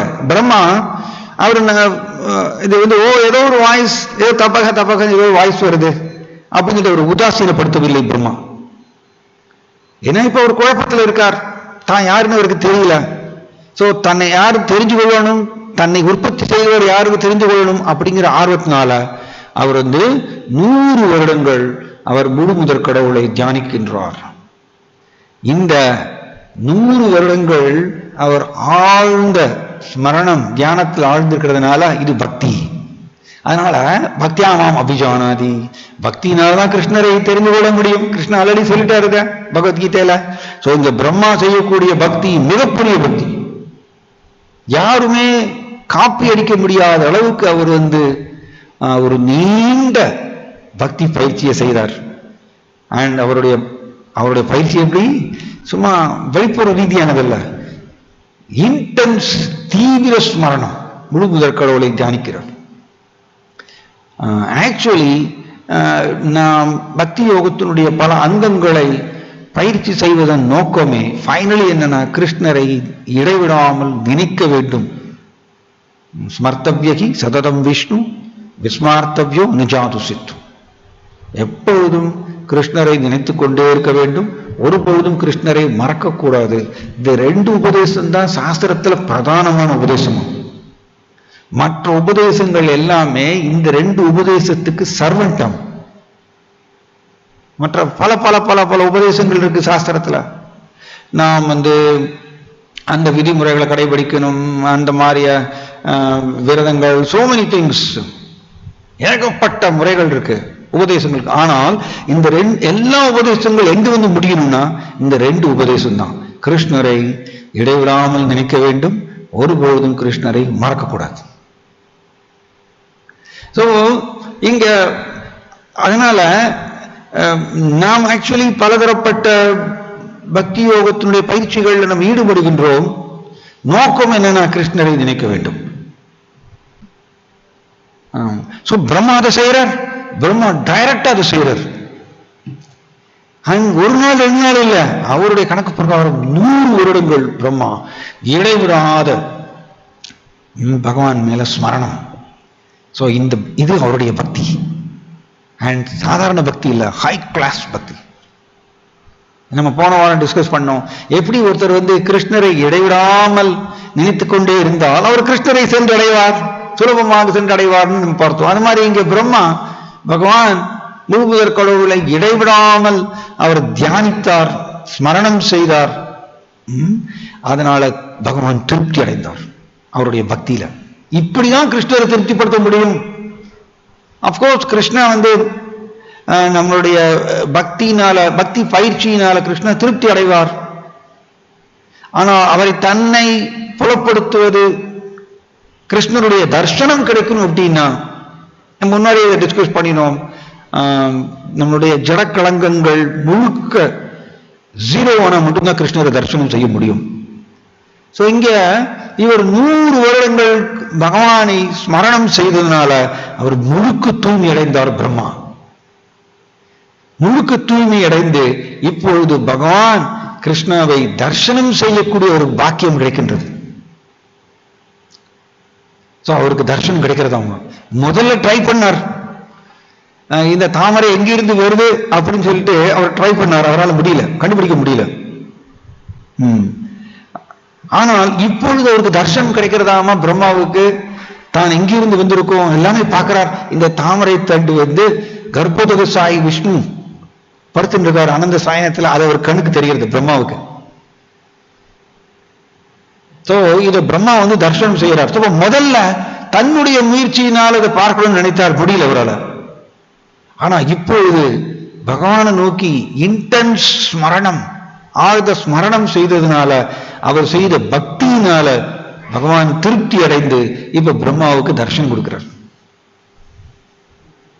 சோ இப்ப பகவான் பேசுறார். பகவான் கிருஷ்ணா இப்ப பிரம்மதேவர் கூட பேசுறார். சோ இப்படிதான் நாம் கிருஷ்ணரை கிருஷ்ணர் ஆக்சுவலி அதனாலதான் ஆதிசங்கராச்சாரியர் பாடுறார், நம்ம ஜெகநாத சுவாமி நயன பதகாமி பவத்துமே. அவர் யாசிக்கின்றார். பகவான்கிட்ட யாசிக்குதான் செய்யணும். நாம டிமாண்ட் பண்ண முடியாது. நான் ஒரு சொற்பொழிவில் நான் கேட்டிருந்தேன், ஒரு டிவோட்டி ஒரு சொற்பொழிவில் சொல்லிட்டு இருந்தார், நான் நல்ல சாதனை பண்ணிட்டேன், நான் அதிகாலையில் எழுந்திரிச்சிட்டேன், நான் நிறைய சாதனை ரொம்ப பர்ஃபெக்டா பண்ணி முடிச்சுட்டேன், நீங்க எனக்கு தர்சனம் கொடுத்து ஆகணும். இப்படி கிடையாது. நம்ம பக்தருடைய மனப்பான்மை இப்படி கிடையாது. பக்தர் யாசிக்கிறார் நம்ம கிருஷ்ணன்ட்ட. ஏன்னா ஒரு பொழுதும் பக்தர் என்னுடைய சாதனாவுடைய பக்குவத்தினால நான் கிருஷ்ணரை பிடித்து விடுவேன் அப்படின்னு நினைக்கிறது இல்லையா, முடியாது. அது ததா பரமஹம்சானாம் முனீனாம் அமலாத்மனாம், ரைட்? அதாவது கோடிக்கணக்கான வருடங்கள் பல ஜென்மங்களாக யோகிகள் தியானம் செய்யறாங்க, ஆனாலும் அவர்களால் பார்க்க முடியல ஹிருதயத்துல பரமாத்மாவை. ஏன்னா பகவான் அபிச்சிந்திய தத்துவே, நம்மளுடைய கற்பனைக்கு எட்டாதவர். நாம் அன்பு தொண்டு செய்யும் போது கிருஷ்ணர் திருப்தி அடைந்தால் அவர் ஸ்வயம் ஏவ ஸ்புரத்யதக, தன்னுடைய நமக்கு புலப்படுவார். இதைத்தான் ஆதிசங்கராச்சாரியர் இப்படி பாடுறாரு, ஓ ஜெகநாத சுவாமி என்னுடைய கண்களுக்கு தயவு செய்து புலப்படுவீர்கள் அப்படின்னு யாசிக்கிறார். சோ பக்தர் யாசிக்க வேண்டும். சோ இதுவும் பக்தியினுடைய ஒரு அங்கமாக அமைகின்றது. பிரம்மதேவருடைய இந்த இன்டென்ஸ் பக்தியில திருப்தி அடைந்து பகவான் கிருஷ்ணா இப்ப பேசுறார் பிரம்மாட்ட. அதைதான் நம்ம முதல் ஸ்லோகத்தில் படிக்கிறோம் ஸ்ரீமத் பாகவதத்துல, தேனே பிரம்ம ஹிருதாய ஆதிகவையே. ஆதிகவையே, ஆதிகவிங்கிறது யாரை குறிக்கிறது? ஆதிகவிங்கிறது பிரம்மாவை குறிக்கிறது. ஆதிகவிங்கிறது பிரம்மாவை குறிக்கின்றது. ஏன்னா ஒரு ஒரிஜினல் ஃபர்ஸ்ட் ஆரம்பத்தில் அவர் தான் முதல் உயிர்வாழி. சோ ஆதிகவி, ஆதிகவையே. சோ ஆதிகவி கவியாகிய பிரம்மாவுக்கு தேனே பிரம்ம ஹிருதாய ஆதிகவையே. சோ இந்த இடத்துல தேனே பிரம்ம, பிரம்மங்கிறது எதை குறிக்கிறது? இந்த ஆன்மீக அறிவு அப்படின்னு சொல்றார் பிரபுபாதர். ஆதிகவியாகிய பிரம்மதேவர் அவருடைய ஹிருதயத்துக்குள் இந்த தேனே பிரம்ம, இந்த ஆன்மீக அறிவு, என் ஜட உலகத்தை சிருஷ்டி செய்யக்கூடிய இந்த அறிவு, இந்த அறிவை பகவான் புகட்டுகின்றாராம். சோ இப்படியாக பிரம்மாவுக்கு இந்த எப்படி ஜட உலகத்தை விசர்க்கம் இரண்டாம் தரமான சிருஷ்டி செய்யணும்னு அந்த இப்படி நோகோன்னு சொல்லுவோம், டெக்னிக்கல் நோகோன்னு சொல்லுவோம் இங்கிலீஷ்ல, அந்த அறிவு அவருக்கு அந்த சூக்ஷ்மமாக அவருக்கு கிடைக்கின்றது. ஸோ ஆச்சாரியர்கள் எப்படி சொல்றாங்கன்னா, கிருஷ்ணனுடைய புல்லாங்குழல் சவுண்டு வழியாக பிரம்மாவுடைய ஹிருதயத்துக்குள்ள இந்த ஜட உலகத்தை சிருஷ்டி செய்யக்கூடிய அறிவு அவருக்கு கிடைத்ததுன்னு சொல்றாங்க. ஸோ இவ்வாறாக இது முதல் ஸ்லோகத்துல வேதவியாசர் இத கன்ஃபார்ம் பண்றார், உறுதிப்படுத்துகின்றார். ஸோ இப்படியாக அப்ப பிரம்மா இவ்வாறுதான் தகுதியை பெறுகின்றார். பகவான் கிருஷ்ணனிலிருந்து நேரடியாக அறிவை பெறக்கூடிய இந்த தகுதியை பெறுகின்றார். அப்ப ஒரு பாயிண்ட் என்ன அப்படின்னா, பகவான் கிருஷ்ணரிட்டிருந்து நேரடியாக இந்த ஆன்மீக அறிவை பெறுவதற்குண்டான தகுதி எப்படி வந்தது பிரம்மாவுக்கு? அவர் அதற்கு முன்னாடி கிருஷ்ணருடைய உபதேசம் தபக அதை சீரியஸா பிராக்டிஸ் பண்ணி தன்னுடைய 100 வருடங்கள் ஆழ்ந்த ஸ்மரணம் முழுமுதற் கடவுளை தியானித்ததனாலதான் அவருக்கு இந்த தகுதி கிடைத்தது. கிருஷ்ணரிட்டிருந்து நேரடியாக இந்த ஆன்மீக அறிவை பெறுவதற்குண்டான தகுதி. This is important. ஸோ இப்படியாக தான் பிரம்மா கிருஷ்ணனுடைய முதல் சீடராக மாறுகின்றார். அப்ப கிருஷ்ணர்கிட்ட நாம் கேட்கணும், அவர் பேசுறதை நம்ம கேட்கணும்னா அதுக்கு முன்னாடி நாம் தகுதி வாய்ந்தவராக மாற வேண்டும். தகுதி என்ன? அன்பு, தொண்டு, பக்தி. பக்தி செய்ய செய்ய செய்ய செய்யதான் நமக்கு கிருஷ்ணர் புலப்படுவார், பக்தியில் திருப்தி அடைந்து. ஸோ இவ்வாறாக பிரம்மாட்டிருந்து ஒரு சம்பிரதாயம் வருகின்றது. அதுதான் நம்ம பிரம்ம சம்பிரதாயம்னு சொல்றோம். இந்த பிரம்மா தான் பெற்ற இந்த ஆன்மீக அறிவு இதை கிருஷ்ணாட்டிருந்து பெறுகின்றார். அதை பிற்காலத்துல பிரம்மா தன்னுடைய சீடர் நாரத முனிவருக்கு போதிக்கிறார். சோ அதனால நம்மளுடைய நாரத முனிவர் அது பின்னாடி வேதவியாசருக்கும் மத்வாச்சாரியருக்கும் இப்படி வரிசையாக அந்த குருசீட பரம்பரை வருது. அந்த குருசீட பரம்பரையில தான் தெய்வத்திரு ஆசா பக்தி வேதாந்த சுவாமி சில பிரபுபாதர் அதிகாரப்பூர்வமான ஒரு ஆச்சாரியராக வருகின்றார். இவ்வாறாக நாம் எப்படி கிருஷ்ணா பிரம்மாவுக்கு முதல்ல நம்ம ஸ்ரீமத் பாகவதத்தில் இதை படிக்கிறோம், சதுஸ்லோகின்னு சொல்றோம். 4 ஸ்லோகங்கள் தான் விதிக்கிறார் நம்ம பகவான். 4 ஸ்லோகங்கள் தான் பகவான் கிருஷ்ணா பிரம்மாவுக்கு போதிக்கிறார். அண்ட் பிரம்மா அதை கிரகித்துக் கொண்டு அதன் மூலமாக அவர் சிருஷ்டி செய்கிறார், இரண்டாம் தரமான சிருஷ்டி செய்கிறார். So this is important. அதனால கிருஷ்ணரை நாம் சிம்பிளி மனக்கற்பனையினாலையும் தர்க்கத்தினாலையும் கிருஷ்ணரை பிடிக்க முடியாது. அண்ட் கிருஷ்ணரிட்டிருந்து நாம் அவரை பார்க்க முடியாது, கிருஷ்ணருடைய உபதேசத்தை கேட்க முடியாது. நாம் சிம்பிளி தகுதி வாய்ந்தவராக மாற வேண்டும். ஆன்மீகருடைய உபதேசம் பிரகாரம் பக்தியை பயிற்சி செய்யும் பொழுது கிருஷ்ணர் உள்ளே இருந்து பேசுவது நம்மளுக்கு புரிய ஆரம்பிக்கும். அதான் ரியலைசேஷன் சொல்றோம். ததாமி புத்தியோகம் அதை செய்யறார் பரமாத்மா உள்ளே இருந்து. So this is important. ஒரு பிரம்மாவுடைய வாழ்க்கையிலிருந்து நமக்கு கிடைக்கக்கூடிய பாடம் இவ்வாறாக ஒரு மிகச்சிறந்த 12 மகாஜனர்கள்ல பிரம்மா முதல் தரமாக அமைகின்றார், முதல் தர பக்தராக அமைகின்றார். இவ்வாறாக கிருஷ்ணருடைய நெருக்கமான 12 மகாஜனர்கள்ல ஒருவராக பிரம்மதேவர் அமைகின்றார். அதனாலதான் நாம் பிரம்மாவை மிகச்சிறந்த கிருஷ்ண பக்தராக நாம் ஏற்றுக்கொள்கின்றோம். ஜாய் ஸ்ரீமத் பாகவதம் கி, பதித பாவன் ஸ்ரீல பிரபுபாத் கி, நித்யாய் கௌர பிரேமநந்தே.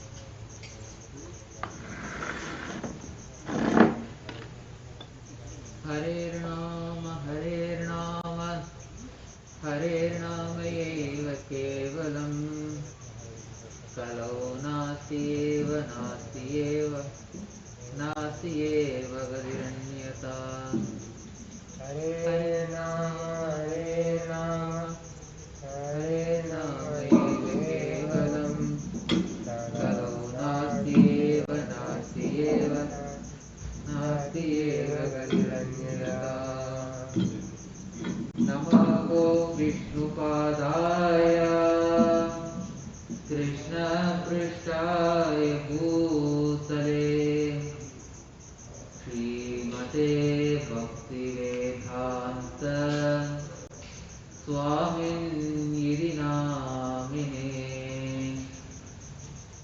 नमो विष्णुपदाय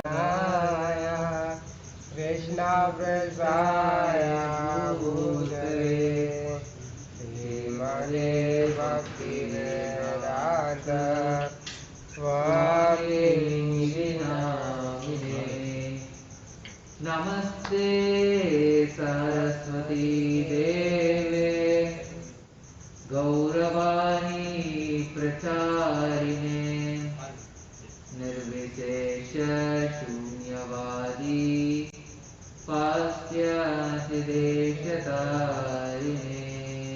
नमस्ते सरस्वती देवे गौरवाणी प्रचारिणे निर्विशेषशून्यवादी पाश्चात्यदेशतारिणे जय श्री कृष्ण चैतन्य प्रभु नित्यानंद श्री अद्वैता गदाधर शिवासादि गौरभक्तवृंद जय श्री कृष्ण चैतन्य प्रभु नित्यानंद श्री अद्वैता गदाधर शिवासादि गौरभक्तवृंद हरे Krishna Krishna Krishna Hare Hare Hare Ram Ram Ram Hare Hare Hare Hare Krishna Krishna Krishna Hare Hare Hare Ram Ram Ram Hare Hare Hare Krishna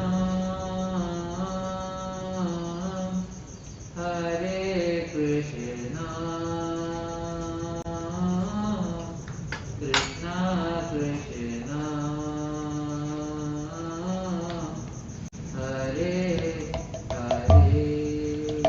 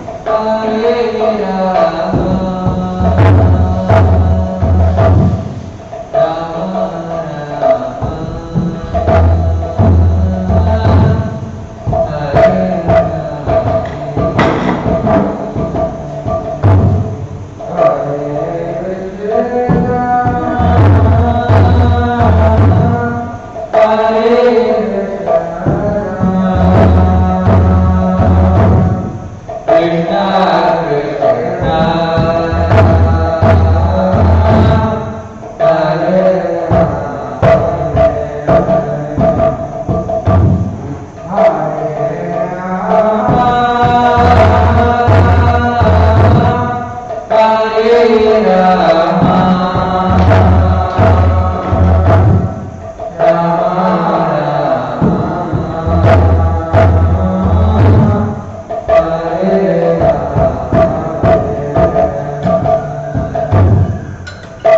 Hare Krishna, Hare Krishna, Krishna Krishna, Hare Hare, Hare Rama,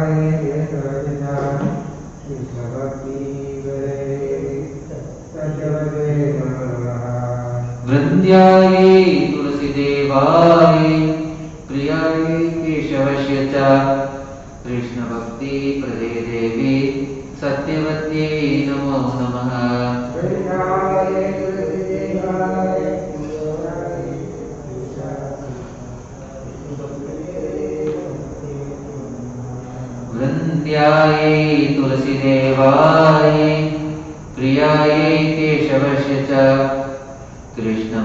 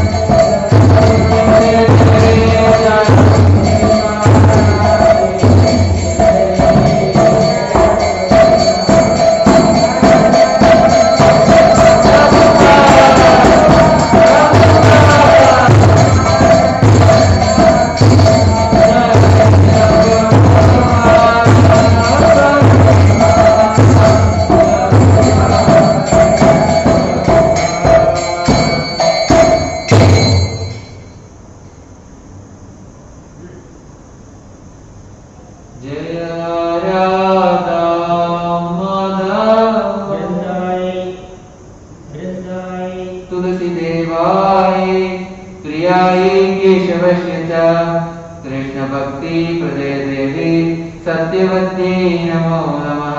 वृन्दाय तुलसीदेवाय प्रियाय केशवस्य च कृष्णभक्ति नमो नमः।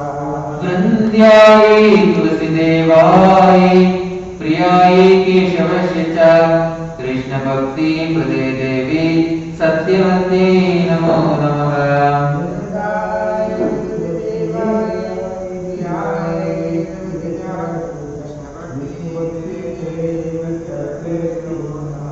वृन्द्याय तुलसीदेवाय प्रियाय केशवस्य च कृष्णभक्तिप्रदे देवी सत्यवत्यै नमो नमः।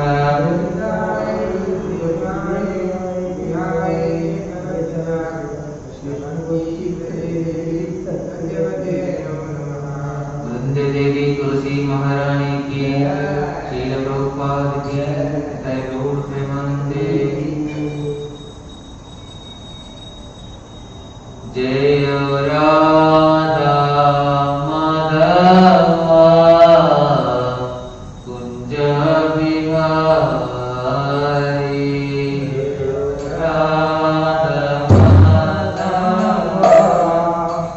कुंज बिहारी, जय Radha Madhav Kunj Bihari.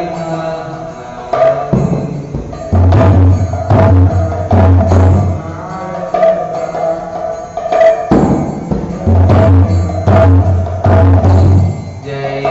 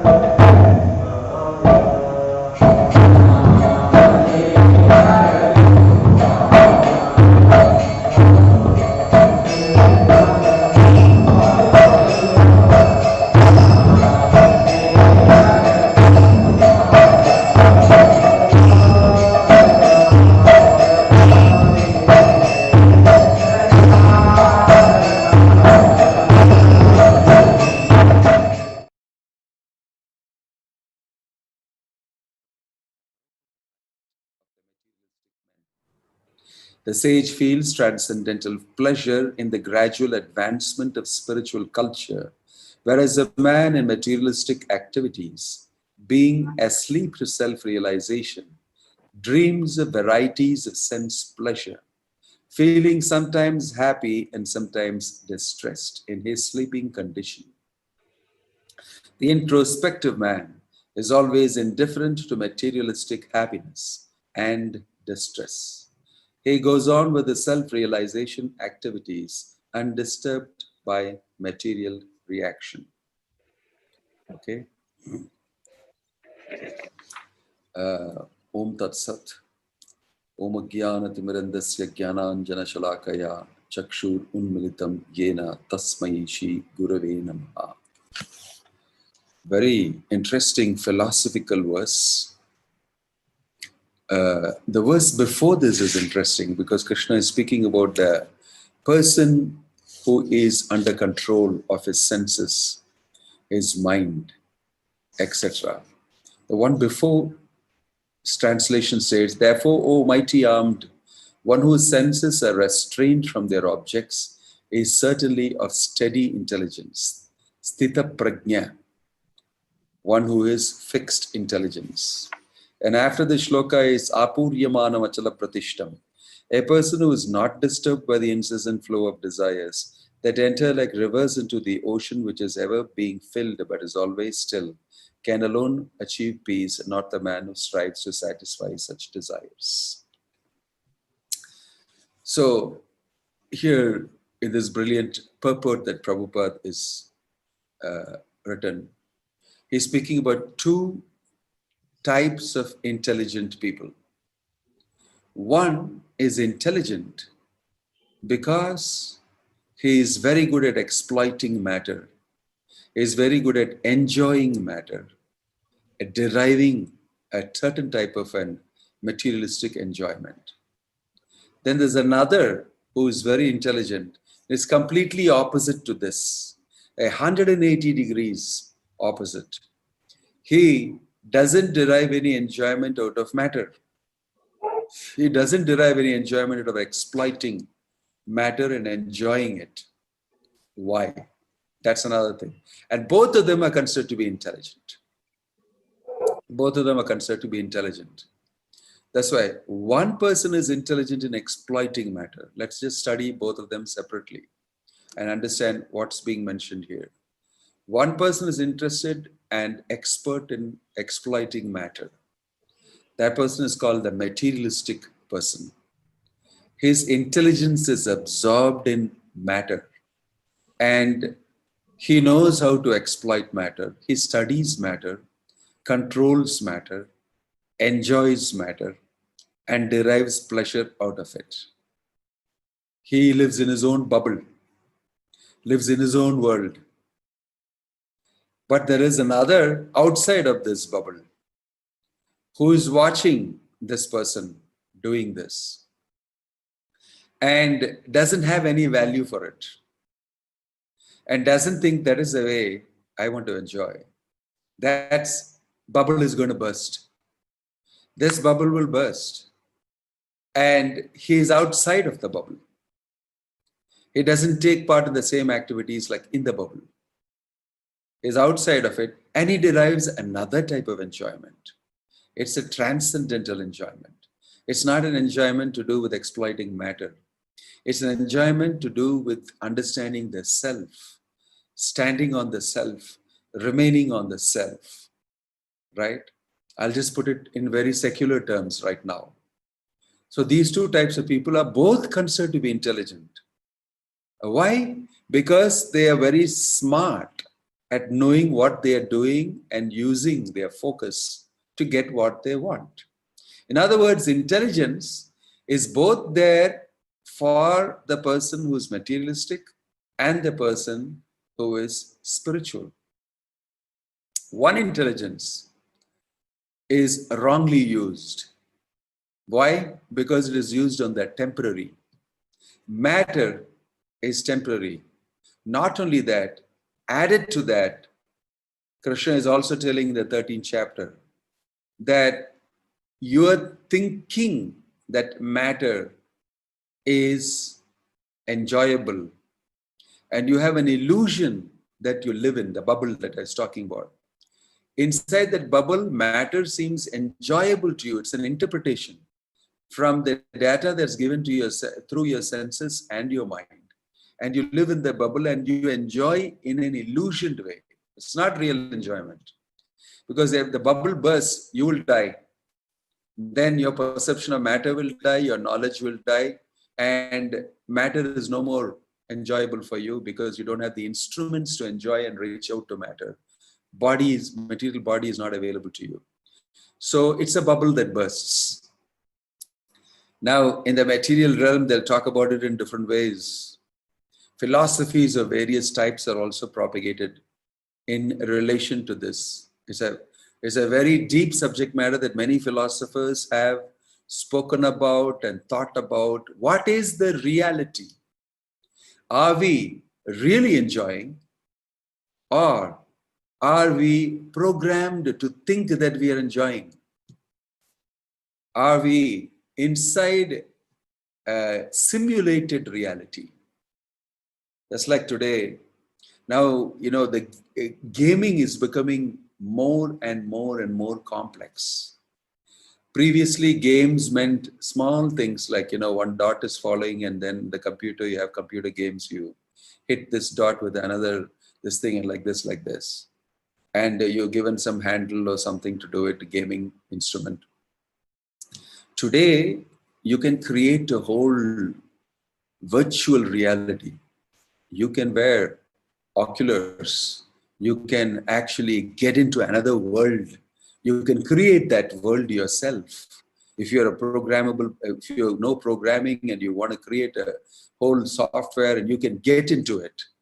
And inside that, you can get into another, which that software will prepare. And this way, you can go into deeper and deeper made up realities, virtual realities, and you can be enjoying in that. And sooner you will think that you become so used to that. Like you see all these people who do gaming. Gaming is very addictive.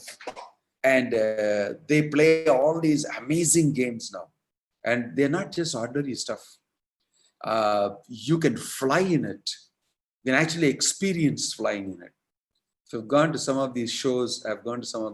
And they are short shows. They'll give you all this equipment to wear and simulated reality. And you really feel you're going in a space vehicle, and you're actually touching different planets, and you're actually getting off it. And in some of them, they even have breeze, and they have dust, and they have smell and all that coming out. Completely all your senses are taken care of, and you are in a different world. And then as soon as that 8 minutes is over, you take off your Oculus, you return back. You're back into your world, which is out of the simulation. And the point is, immediately people start thinking, I just came out of a simulated reality. Maybe I am also in such a simulated reality that somebody else has put on me. Quite possible. And now all these philosophers and thinkers and scientists do think that, yes, it's quite possible that I am already in another reality forced upon me by somebody else. And this is an important discussion that's going on. At no point of time I know what is reality. But here is Krishna explaining, Ya Nisha Sarva Bhutani Tasam Jagrati Samyami. He's telling that two types of things are going on. One is the Sthita Prajna Ka Bhasha. That Sthita Prajna, fixed person who is woken up to self-realization, who has understood these things in the Bhagavad Gita, who has been told, this is real, that is illusion. Krishna has got two energies. One is the internal energy, Antaranga Shakti. One is the external energy, Bahiranga Shakti. The Bahiranga Shakti is matter, material world, and Maya Shakti, illusory potency of the Lord. We are inside that illusory potency of the Lord. We have been thrown inside that reality. It is a simulated reality. It's mentioned very clearly in Bhagavad Gita. Whatever these people are thinking it may be because of their experience with gaming and everything, Krishna is saying that you are inside that simulated reality, And my material nature, mama maya duratyaya, through the three modes, actually is controlling you, your experiences, your mind, everything. And everything is running in your mind. It's a reality coming out of your mind. It's actually a big, huge gaming program. And you're inside it.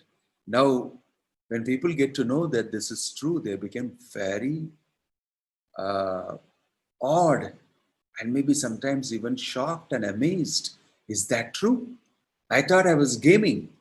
When I was gaming, I'm able to go into another reality. But here, Krishna is saying there are two. One is false, one is true. One is inside the bubble, and one is outside of it. Both are intelligently, they both are intelligent. One is exploiting matter and thinking he's intelligent, and he's doing that. The other one is really fixed in real intelligence. In other words, I could say the one inside the bubble is artificially intelligent. So very amazing. In the philosophical world, they will call it, some people call it solipsism. Solitude, single, yourself alone. Solipsism means you attribute your reality to that which is generated by the mind. The reality which I observe is my own reality. I don't know about others' reality. I just know that it's my reality and I am in my reality. It's exactly like the gaming program. So this is, Krishna is saying, is going on. Yes, it is true. It's a bubble. Therefore, whatever this person does inside that bubble, in that reality, is totally different from the actual reality. So those who are situated in the reality means what? They know, I am spirit soul. I am not matter. I am not this body.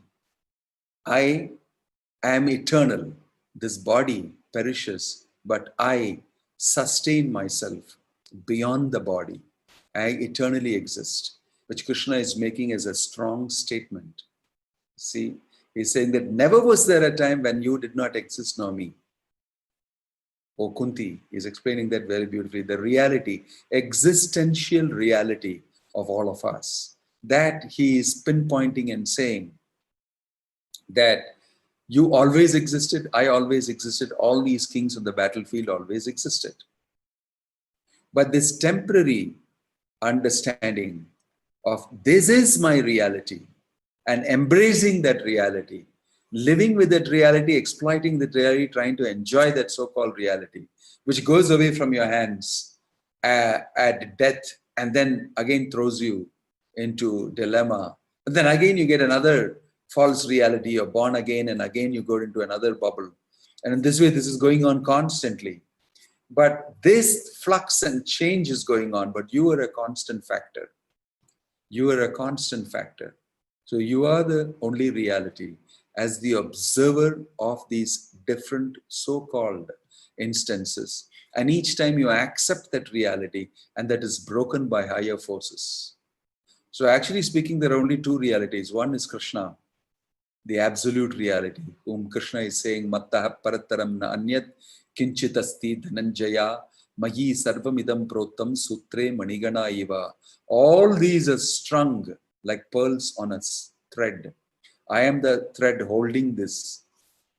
Without me, nothing has got a basis. So Krishna is the ultimate foundational reality. And we are dependent on Krishna, a dependent reality, right? So in this way, we are true. We are spirit. We are for here eternally. But somehow with this covering of Krishna's material energy, temporarily we are inside this bubble and we think matter is very important and we invest in matter and we grow old and we die. That whole thing changes.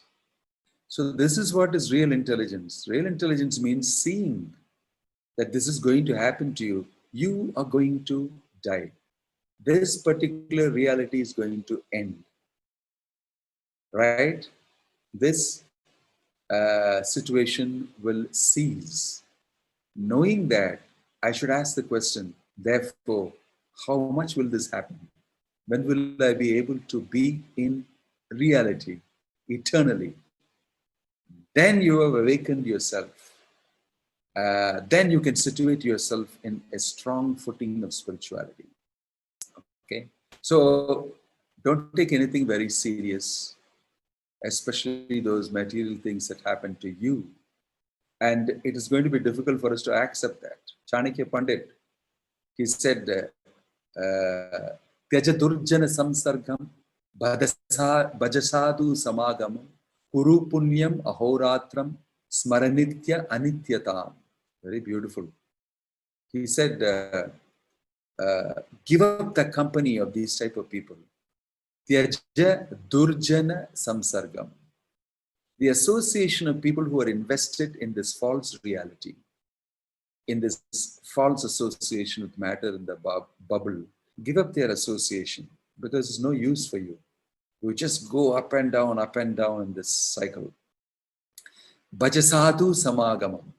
Accept the association of those who are situated in the reality, outside of this bubble. Kuru Punya Mahoratram Smaranitya Anityatam. Nitya means always think about the eternality of your self and the temporary nature of the things around you. Don't take these things very seriously. Smara nitya anityatam. Always meditate on this. What is true, what is not true, what is real, what is not real, what is eternal and what is temporary. This always keep in focus. So such a beautiful text is Bhagavad Gita. It's actually telling you very clearly, yes, you're in a bubble. You're in a bubble and you can watch that bubble bursting in front of you gradually. You can see your body growing older, your molars shaking up and rotting. You can see your sight failing. You can see your hair growing bald, hair falling off. You can see you're melting down. You're becoming atrophied. Your flesh is going down. And you need a stick to hold yourself together. Shankaracharya very beautifully put forward that. He said that Andam Galitam Palitam Mundam Dasavihina Jatam Tundam Vruddhoyati Grihitva Dandam Tadapi Namunchati Asha Pindam. In his fantastic analysis of matter and spirit, he said, Angam Galitam, all your limbs are melting down. Galitam, going down, means your flesh is disappearing, it's all skin and bones. Palitam Mundam, your hair has fallen down. Mundam means baldy. Dasavihina Jatam Tundam, all your teeth, they are also fallen down. Vruddhoyati Grihitva Dandam, oh, you have become old and you need a stick, dandam, to keep yourself standing.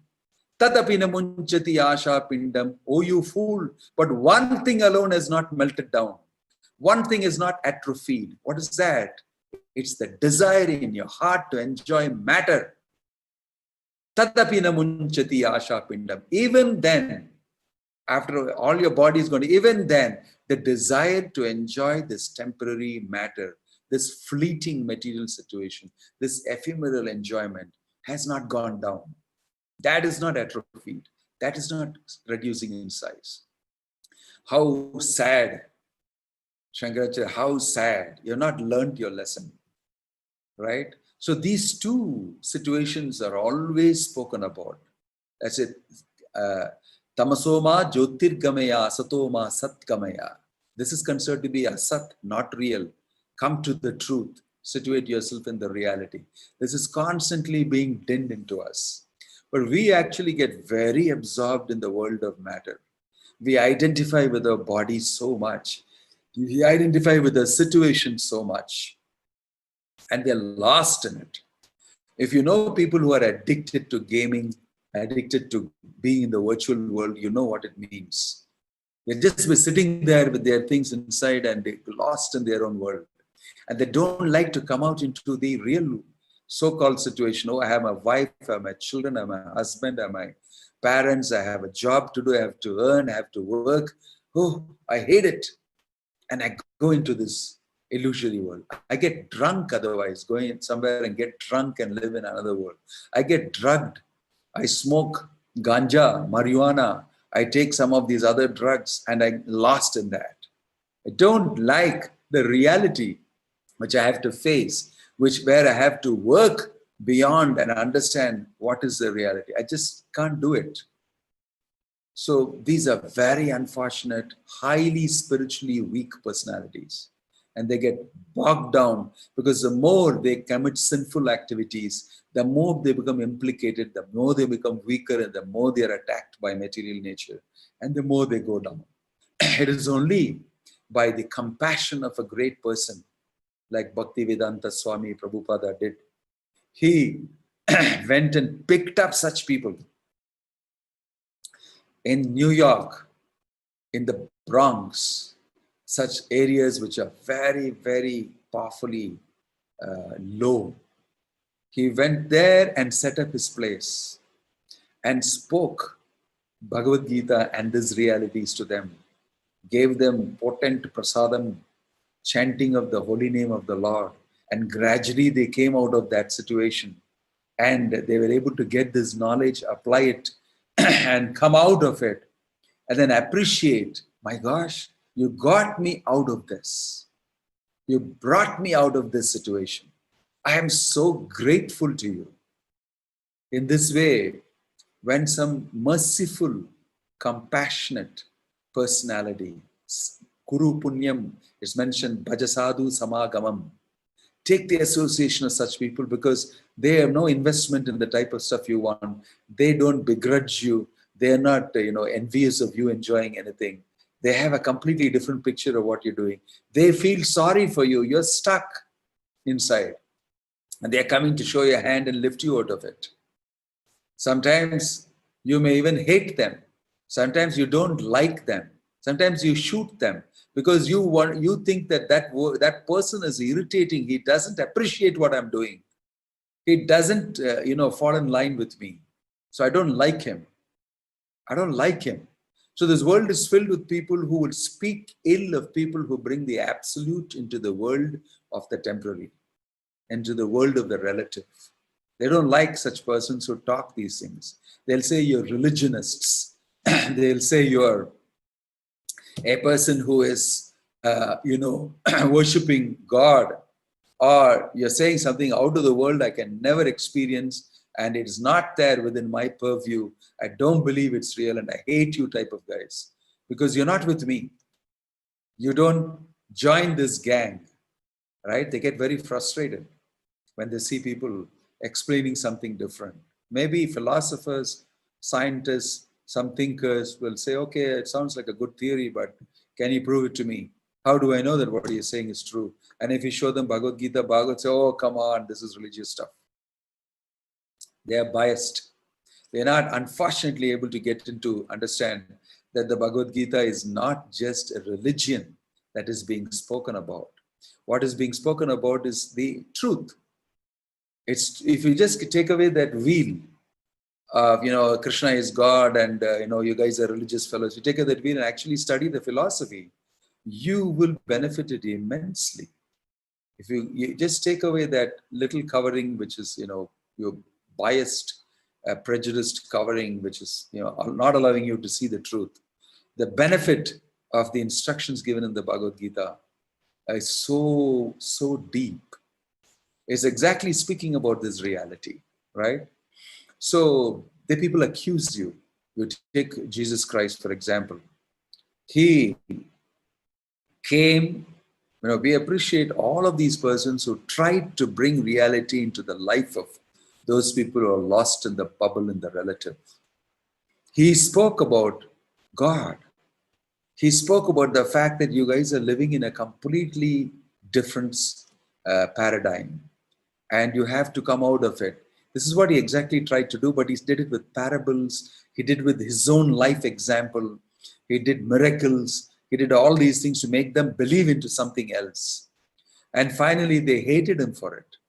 The same religionists for whom he was a part of that same religion, the Jewish troop, the high priests of the Jews, the synagogues and everything, where he went and gave his sessions and even criticized them that you have gone off the track. Actually, you have become just religious heads who have lost the real goal of religion. You're saying something else. And he said, don't sacrifice animals in the synagogue. Don't do this. You are like this. It is easier for a poor man. It is easier for an elephant to go through the eye of a needle than for a rich lost man like you to get the kingdom of God. He explained very beautifully all these things using parables and statements. He was advocating reality to a lot of people who were in the relative. Finally, they got so angry with him, they actually wanted to beat him up and they crucified him. They crucified him. But the amazing story is that he resurrected himself. He said, you can't kill me because I'm eternal. I'm spirit, soul. I'm not this body. So a lot of Jesus Christ, if you look at it from the viewpoint of Bhagavad Gita, is so wonderful. If you don't look at it in terms of religion, oh, they are Christians, we are Hindus, and we don't agree with them. No. He came to say something wonderful. And those were pertinent. In the same way you have in history, Haridas Thakur during Lord Chaitanya's times. He was born in a Muslim family. And he became associated with persons like this, and he started chanting the Hare Krishna Mahamantra, Hare Krishna, Krishna Krishna, Hare Hare, Hare Rama, Rama Rama, Hare Hare. And he was absorbed in it. He became so absorbed that he left everything, and the whole day he would sit by in a small hut and get a little tulsi plant next to him. And he was just wearing a kaupin and a little towel around his thing. He was perfectly satisfied with just chanting japa. He was in a different world. And so all the Muslims actually started respecting him. Even the Hindus started respecting him because he was chanting the name of Krishna, Rama, Hare Krishna Mahamantra. But the Muslims, the high priest of the Muslims, he got angry. He said, this fellow is a Muslim. Why is he changed his religion like this? Because of him, many others will not, follow Islam's instructions, Muhammad's instructions. And they were again in the relative. You see, these religionists, fanatic religionists, although they claim to be representing God, they are not yet doing it. They become fanatic and they fight with each other. So he said that I have to finish him. So it is mentioned that he was called upon and he was told that by the king, the Muslim king called him and said, I heard that you're a nice, believer of God and everything, but my priest, my high priest, my guru, my mullah is saying that you are dangerous to her, this thing, you're born a Muslim, but why are you doing this? Give him an explanation. Then he gave a very wonderful explanation. He said, the name of God is the same. I'm talking about the same Allah. I'm just chanting his name. He has got many, many different names. If you chant, and everything he gave explanation sounded very nice to the king. But this high priest was a fanatic. He said, how dare you be a Muslim and give up the religion and do this? Then he said that, no, you have to be punished. And then he argued with the king and the king had to listen to him, although the king was not very inclined. So he said that this fellow should be publicly flogged in all these marketplaces and everybody should watch it. Anybody who professes being a Muslim and does anything Hinduish or different from his religion, this is what will be the treatment. Until he agrees to reconvert himself, flog him until there's not even a breath left in him. So Haridas Thakur did not say anything. He said, it's the will of the Lord. And he was taken to 22 different marketplaces. He was dragged and he was flogged. He was beaten and flogged repeatedly. And Haridas Thakur repeatedly chant the names of Krishna, Hare Krishna, Krishna Krishna, Hare Hare, Hare Rama, Rama Rama, Hare Hare. He did not say anything. He just bore it. And it is mentioned, amazing things are mentioned. He was dragged and he was so badly beaten up And still he was chanting the name of the Lord publicly. That many people told these soldiers who were whipping him like nothing, please, please stop it. This man is a gentleman. This person is a devotee of God. He has done no harm to anybody. He was sitting quietly somewhere and why are you doing this to him? Why are you doing this to him? He didn't trouble anybody. He didn't take away anybody's money. He didn't give any type of social disturbance. He was just doing his own thing. Why don't you leave him alone? And some of them came and said, I'll give you money. Please stop beating him up. I can't bear to see this. And people were screaming all around. And these people were running and coming and whipping him. Because it was not enough, whatever whipping was being done. He was not dying. So these soldiers whipping asked Haridas Thakur, why don't you die? Because our job is to finish you and go back and report to the high priest. Why don't you please die? Because otherwise we will get, this. At that time, it's mentioned Haridas Thakur prayed to the Lord and said, my Lord, do not take offense at these soldiers. They are simply carrying out the order of the high priest. Please don't take offense at whether they don't know, they're just carrying out the order. Please do not get disturbed with them because they are doing this to me. He is known to have said this. So he told this thing, oh, is it worrying you? All right, I will pass away. So then all of a sudden he went into a trance. In that trance, they could, pull him, push him, and he was not reacting to anything. So they said he's dead. They brought the body all the way back to the high priest and the king. And the king felt bad that this man is actually dead. They beat him up so much, whipped him so much that he died. And the high priest was happy. And the king was asked, so what to do with him? He said, bury him, cremate him, whatever. Then he said, no. If you do that, he will become famous. The Hindus cremate their body, right? So what you should do is just throw him in the Ganges. Because according to Muslim thing, if you throw him in the Ganges, it's polluted. It's no more, this is the opposite of what we think. So he said the best thing is to throw him in the Ganges. So they swung him and threw him in the Ganges with the public watching it. And the body floated on the Ganges. For a long time, everybody was feeling very bad, emotionally disturbed. And what they did to this person called Haridas Thakur was such a nice devotee. Then as they could see, it floated and touched the other shore. Haridas Thakur got up. He was again raising his hands and loudly chanting the name of Krishna and started walking on the shore of the Ganges, dancing and chanting. And this high priest was amazed. The king heard it, he was amazed. He said, this man is truly God's man. He's Allah's man. After all this we did to him, he's alive and still chanting the name. So, people who are in reality will know very much for sure that this is real. I know it because I can experience it.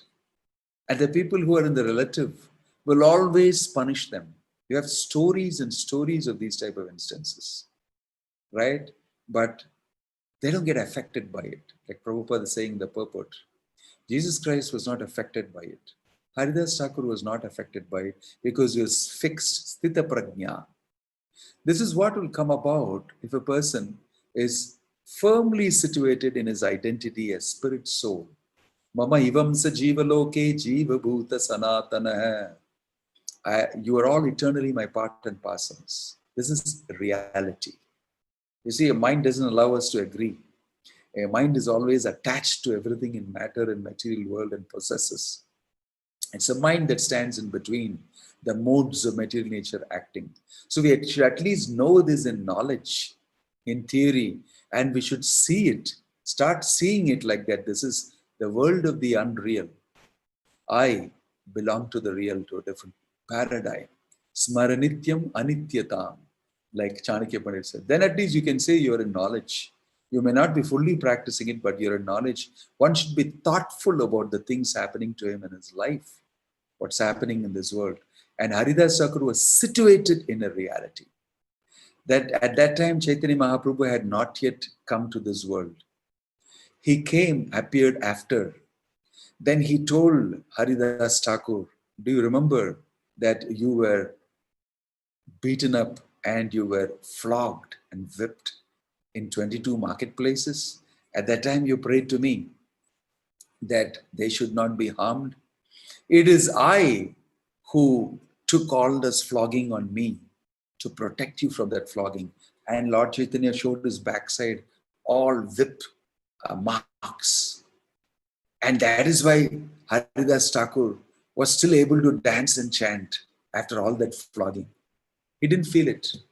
The power of the holy name and the chanting of the holy name. That's why we may not be in that level of realization of the holy name. Lord Chaitanya called him Namacharya, which Prabhupada translates as the dean of the faculty of the chanting of the holy name. The department of chanting of the holy name, he is the dean. He's so nicely shown that if you simply depend on the holy name and vibrate and chant it, amazing things can be happen to you. You will transport yourself out of the bubble into the reality. This is guarantee given by Lord Chaitanya. And Prabhupada, Bhaktivedanta Swami Prabhupada came to give us this information. Just like Jesus Christ came to give all of them, don't worry. And he traveled all over the world and gave this information to many who chant the holy name of the Lord, who try to situate themselves in reality, who don't want to be part of this bubble. And this indeed is really education. Education means helping people to come out of illusion, be situated in reality. This is mentioned very nicely in the Bhagavatam, in the first shloka, where it says, being able to see what is real and what is illusion, that means you have knowledge, that means you are educated, right? So these are very, very powerfully deep philosophical understanding. Not only philosophy, it's practicable philosophy. Along with this philosophy that Krishna has given, is also given us a practice of bhakti yoga. Throughout in Bhagavad Gita, when he speaks his philosophy, he's also saying, you can practice this like this and realize it. Philosophy does not mean it's good for an armchair discussion, a fireside chat, and be happy about it, and then go back to your normal bubble again. It's just we indulge in it only in terms of talking about it and feeling great about it, intellectual exercise, and go back to the bubble. Prabhupada said philosophy is great, but greater than philosophy is the practice of philosophy. So those who walk their talk, those who actually practice their philosophy, are the persons we should follow. Bhaktivedanta Swami Prabhupada is a person who in his life practiced this. If you read his life history, you will see that. And therefore, I for one, very closely follow the life and teachings of Bhaktivedanta Swami Prabhupada, inspired by the instructions he's given in the Bhagavatam, in the Bhagavad Gita. So today, Gita wisdom is also from his purports. He's the person who has actually experienced the reality. He's come to tell us about the reality under God's direction. So therefore, we should take advantage of these instructions given in the Bhagavad Gita, brought to us in practical lifestyle by personalities like Prabhupada, and benefit from it. So let's all chant Hare Krishna once. Hare Krishna, Hare Krishna, Hare Krishna, Krishna Krishna, Hare Hare, Hare Rama, Hare Rama, Rama Rama, Hare Hare. Thank you very much. Hare Krishna. If there is any question, I would be very happy to answer it right away. Arvind Kumar, Hare Krishna Maharaj, after completing 5 rounds of chanting, I am feeling relaxed for the entire day. Right? If you chant more for your entire life, you'll feel relaxed. Why only one day? The whole week, the month, the year, and your whole life. And Haridas Thakur chanted throughout. He just took off a little bit to eat something, to get to the bathroom and do something, and the rest of the time he was chanting, and he was able to do it. And Chaitanya Mahaprabhu highly appreciated him. That was the level to which you can go. So it's very interesting that you have discovered that 5 rounds of chanting makes you feel very relaxed. Good. Please go ahead, chant more. and you will see life will expand, the scope will expand much, much more. Okay, right. Anybody else has a question?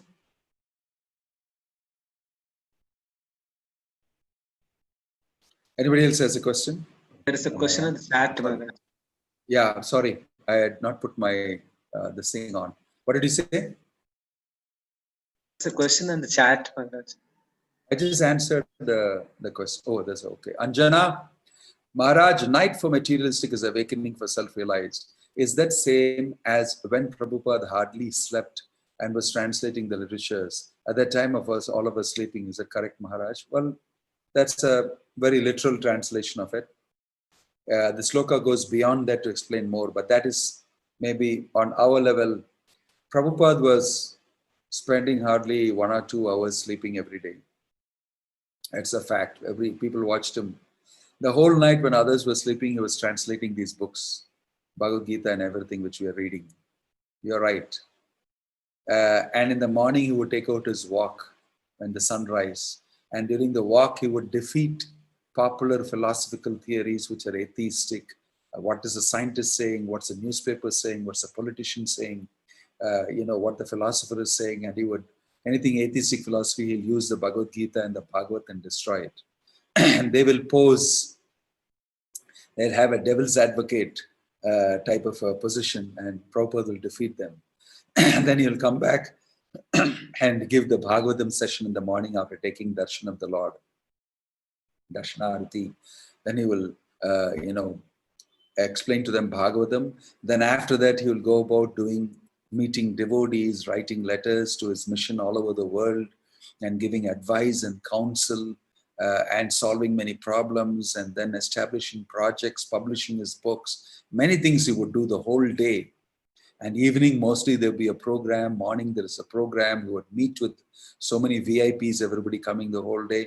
And the night, he would come and take rest for about 2 hours. From 10 to about 12, he'll be up again at 12. And he will sit and dictate and translate continuously for 5 hours. This was his schedule. So you're right. You can very clearly see that he is literally staying awake in the night. For him, there's no daytime, no night, 24 hours to be used in the service of the Lord. Right. So thank you for looking at it that way, Anjana. Interesting. Hare Krishna Maharaj, Krishna itself says to drink dairy products like milk, increase lifespan and purify ourselves in Bhagavad Gita. But why the vegans are against milk? Against milk and saying drinking milk is wrong and bring health issues. But we follow instructions given in Bhagavad Gita. We follow the instructions given in the Vedic literature. In Vedic literature, cow, it should be protected. That's the first thing. We don't protect cows only because she gives milk. Cow should be protected, full stop. Whether she gives milk or not is secondary. First, when you protect it, automatically she will give you copious milk, even without you asking for it.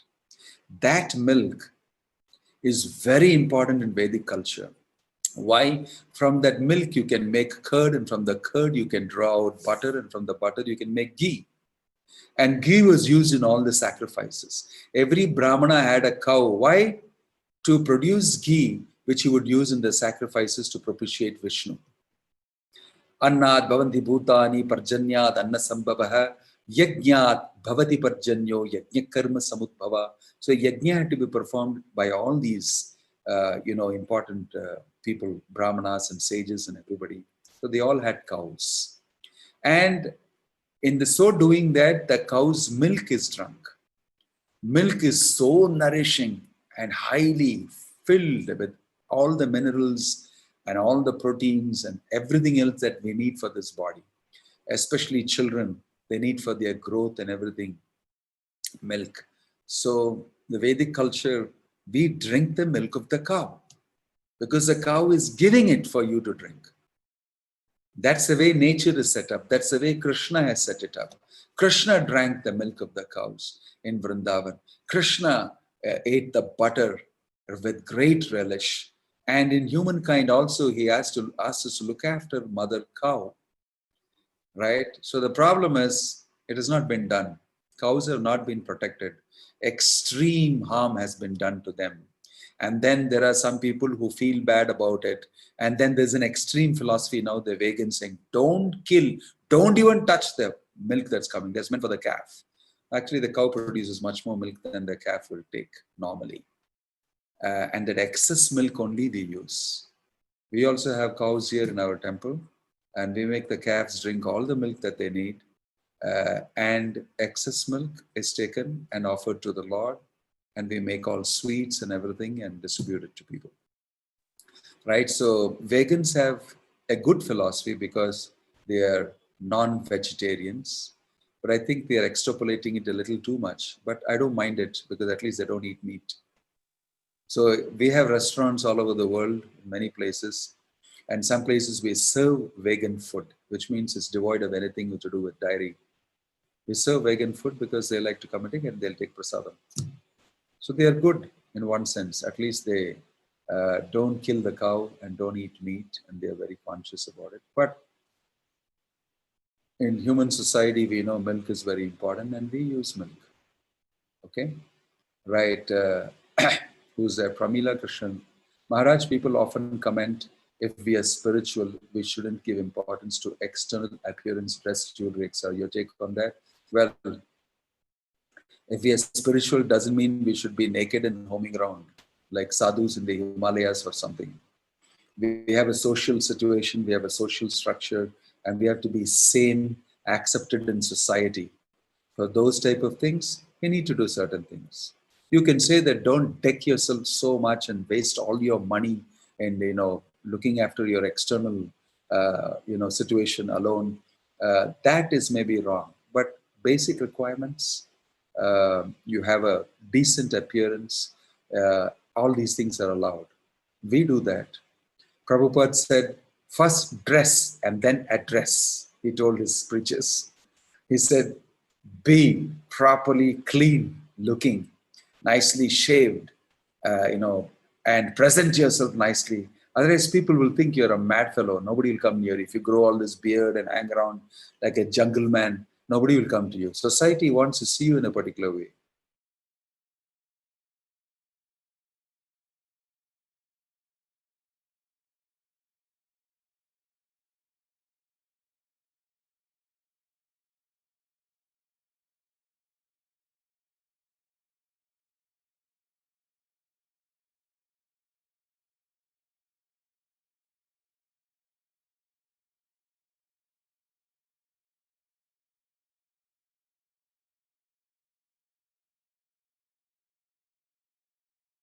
Hello, Hare Krishna, kindly note. Oh, is it so? It's okay, Manoj. Okay. There's a Anjana. hand raised. Okay, fine. Is there a question? Please tell us something about Purushottam month, Hare Krishna Maharaj. Bhakti Vedanta Academy to everyone from Selvi Selvam. Well, we are in this month, which started on 17th, called Purushottama Adhika Masa. I don't want to get into the astrological details of it. Once in 3 years, due to some calculations and everything, you get this Adhika Masa, which is not considered to be very good for material life, for auspicious things, for conducting a marriage, or for making this, or for starting that, or this, everything. But on the other side, it's very good for Krishna's devotees. It has got a potency in that so many thousands of times greater than ordinary auspicious days. So devotees at this time chant Hare Krishna more, they read Bhagavatam more, they read the Bhagavad Gita, they distribute prasadam, they give donations and gifts to the Lord, they bring him flowers, they put money in the hundi, they give something which is made for the Lord. The benefits for that accrues multiplied many, many times if we do devotional service in this time. So devotees take advantage, and all over the world we are having many different types of situations and programs going according to the time of the country and the place. So we are also having morning Mangalarati, we are having chanting of the 15th chapter Purushottama yoga chapter we chant in the 15 in the morning. Then we have Bhagavatam sessions, and we have sessions on great acharyas coming up. And in this way, we keep ourselves fully engaged. So at home, you could chant Hare Krishna a little more than normal. You could spend more time doing Bhagavatam and Bhagavad Gita with your family members. Don't browse too much on the internet unnecessarily. Keep away from unnecessary WhatsApp things. Focus more on using the time carefully for thinking about Krishna and meditating on Krishna, because you'll get an immense amount of benefit. It's a discount period. You can quickly make spiritual gains. So Purushottam Adhika Mas is followed. For worship of Krishna and for devotional service to Krishna is one of the best. It's the best. This is a good time for you to invest and reap good spiritual credit, devotional credit. So this is in short the glories of the Purushottama Adhika Masa is mentioned. You can see that. Okay, right. Om Tat Sat. Wish you all a great Purushottama Adhika Mas and a wonderful Sunday. Sweet dreams of Krishna. Alagu Ramya has raised your hand. Hare Krishna Maharaj. Yeah. Alagu Ramya. Hare Krishna Maharaj. We say that persons who are sticking on to the Brahman feature of the Lord will merge into the Brahman, and person who are devotees will go to the Goloka Vrindavan. So what about the persons who are sticking on to the Paramatma feature of the Lord? Those who are sticking the Paramatma feature of the Lord, they up themselves to the position of understanding the Lord's manifestation as Paramatma, as super soul in everybody's heart, as super soul of this universe, super soul of the whole creation. They understand his manifestation like that. Once they have understood his manifestation like that, they become more inclined to practice bhakti towards the personal, complete form of the Lord Bhagavan. And so they step themselves up from that feature to this feature. They become more inclined to practice bhakti yoga directly. That means they will have a chance to become a devotee. It's not that they will end there. It's not that their destination will end there. From there, they become more inclined to devote themselves to the Lord. So, you see, Dhruva Maharaj, the story of Dhruva is there. He meditated on the Paramatma in the heart under the instruction of Narada Muni in the forest. 5-year-old Dhruva. He became very disturbed because his stepmother said, don't climb on top of his father's lap. She told him that, get out, that place is not meant for you, it's meant for my son. And he was hurt, small boy, ran to his mother. His mother said, I can do nothing, I have no position here because of your stepmother. All you can do is to worship that Narayana, the Supreme Lord. He only can bring you everything. So this boy took it very seriously and went to the forest to meditate. And he was met there by Narada Muni, who gave him instructions how to meditate on the Lord in the heart and chant Om Namo Bhagavate Vasudevaya, like that. In those times, he gave that instruction. And he did that, and the Paramatma manifested in front. He had darshan of the Paramatma. And he was very thrilled because he had come there with a material desire in his mind, saying that I will avenge my stepmother. I will sit on that throne. I will become the king. So this is what was his desire as a young boy. So when he saw the Lord, everything disappeared. He said that I no more have this desire. Once I have seen you, I simply want to be involved in loving devotional service to you. And so the Lord said, no, you go and rule. You become the king. He said, no, I have no desire of that anymore. I came with that understanding and desire, but once I've seen you, bhakti is swollen into my heart. I just want to serve you. So the Lord said, yes, you can serve me by being the king. And this way he became the king. He went back and he became the king, right? And he practiced devotional service to the Lord. So this is an example of how one who meditates on the Paramatma becomes elevated to the position of devotional service to the Lord and a relationship with the Lord. Okay? I hope that helps you. Right. Om Tat Sat. Hare Krishna. Good night. Wishing you all sweet dreams of Krishna in this Purushottam Adhika Masa on this wonderful Sunday. Remember Krishna, chant Hare Krishna. Thank you. Good night. Hare Krishna Maharaj. Hare Krishna Maharaj. Thank you, Maharaj. Thank you Maharaj. Hare Krishna Maharaj. Thank you, Maharaj. Hare Krishna Maharaj. Thank you. Hare Krishna Maharaj. Hare Krishna Maharaj, thank you.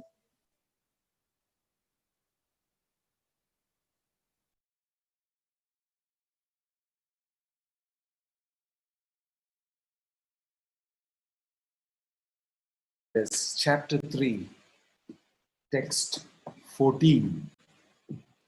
Very famous and nice, interesting shloka. We are moving ahead. I'm trying to keep some sort of an order, moving ahead from chapter 1 to chapter 2, and now we are in chapter 3. Chapter 14. Chapter 3, text 14 is something that will be very useful in the present context. The chapter is entitled Karma Yoga, chapter 3, text 14. As usual, I will chant the shloka once and then the second time also. And the third time I'll chant one line and you will follow up with me by repeating that line. And then the fourth time also we will do that. Then the fifth time we will all chant once together in chorus in unison. Okay? Right. Text 14, Bhagavad Gita as it is. Before that we will offer our prayers. Om Jnana Timirantasya Jnananjana Shalakaya Chakshurun Militam Yena Tasmai Shri Gurave Namaha. Nama Om Vishnu Padaya Krishna Prashtaya Bhutale Srimate Bhakti Vedanta Swaminiti Namine Namaste Saraswate Deve Gauravani Pracharine Nirvishesha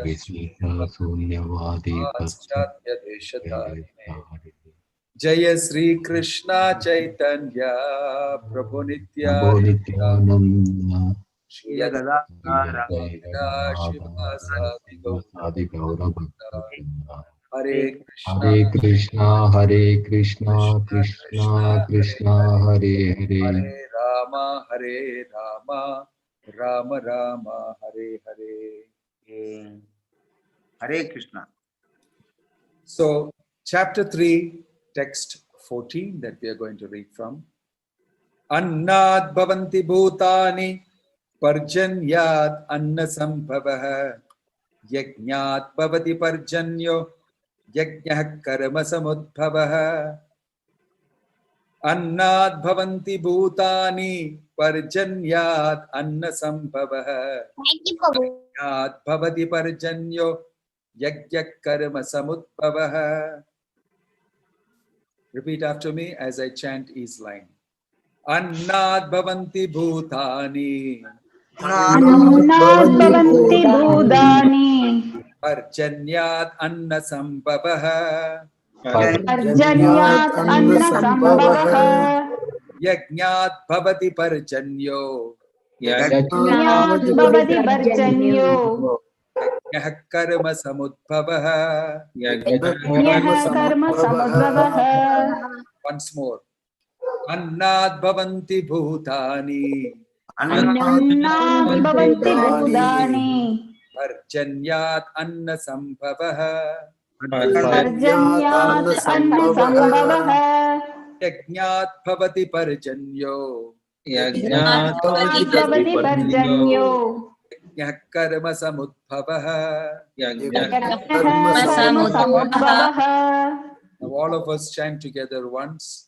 1, 2, 3. Annad bhavanti bhutani parjanyat anna sambhavah yajñat bhavati parjanyo yajñah karma samudbhavah. Wonderful, great. Translation and purport by His Divine Grace A.C. Bhakti Vedanta Swami Srila Prabhupada. Srila Prabhupada ki jai. Translation: all living bodies subsist on food grains, which are produced from rains.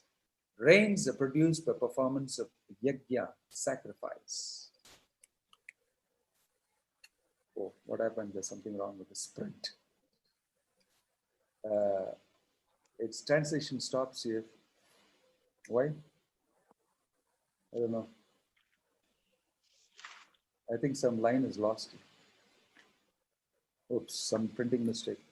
Can somebody read that? Karunabdhi Krishna Kumar, the translation? My translation stops with yajna, sacrifice, and it goes to purport. Translation: all living bodies subsist on food grains which are produced from rains. Rains are produced by performance of yajna, sacrifice, and yajna is born of prescribed duties. Okay, thank you. Yajna is born of prescribed duties. That's a missing sentence here. Purport: Srila Baladeva Vidya Bhushana, a great commentator on the Bhagavad Gita, writes as follows: Ye Indradi Angat. I will omit this chanting because it's very complicated and long.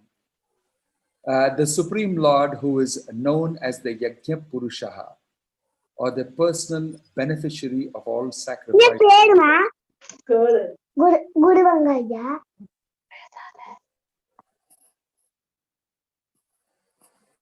The Supreme Lord, who is known as the Yajna Purusha, or the personal beneficiary of all sacrifices, is the master of all the demigods who serve him, as the different limbs of the body serve the whole.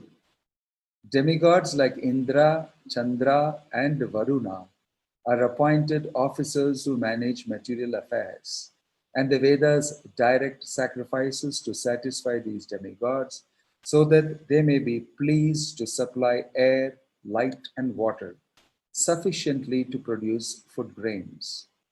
When Lord Krishna is worshipped, the demigods, who are different limbs of the Lord, are also automatically worshipped. Therefore, there is no separate need to worship the demigods. For this reason, the devotees of the Lord who are in Krishna consciousness offer food to Krishna and then eat, a process which nourishes the body spiritually. By such action, not only are past sinful reactions in the body vanquished, but the body becomes immunized to all contamination of material nature. When there is an epidemic disease, an antiseptic vaccine protects a person from the attack of such an epidemic. Similarly, food offered to Lord Vishnu and then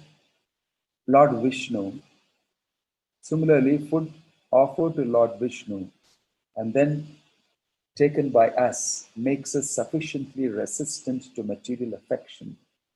And one who is accustomed to this practice is called a devotee of the Lord.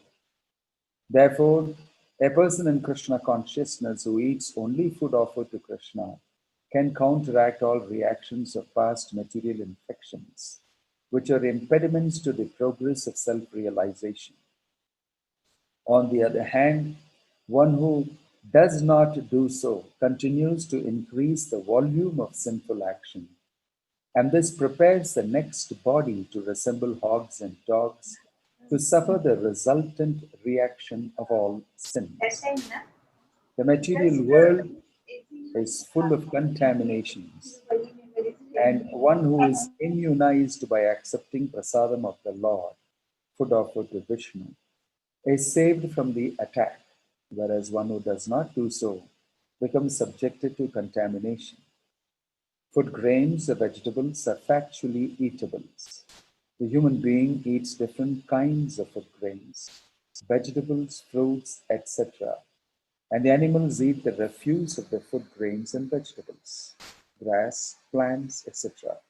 Human beings who are accustomed to eating meat and flesh must also depend on the production of vegetation in order to eat the animals.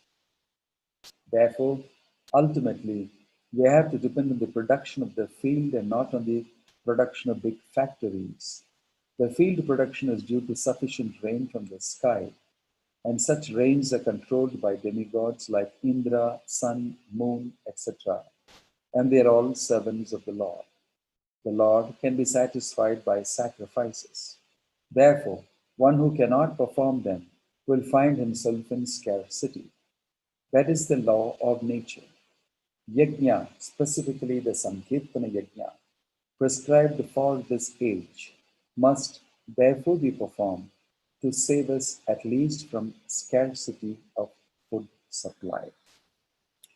Om Tat Sat. Om Jnanatimidandasya Jnananjana Shalakaya Chakshurunmilitam Yena Tasmai Shri Gurave Namaha. Hare Krishna. We are assembled here by providential arrangement, by arrangement of Krishna.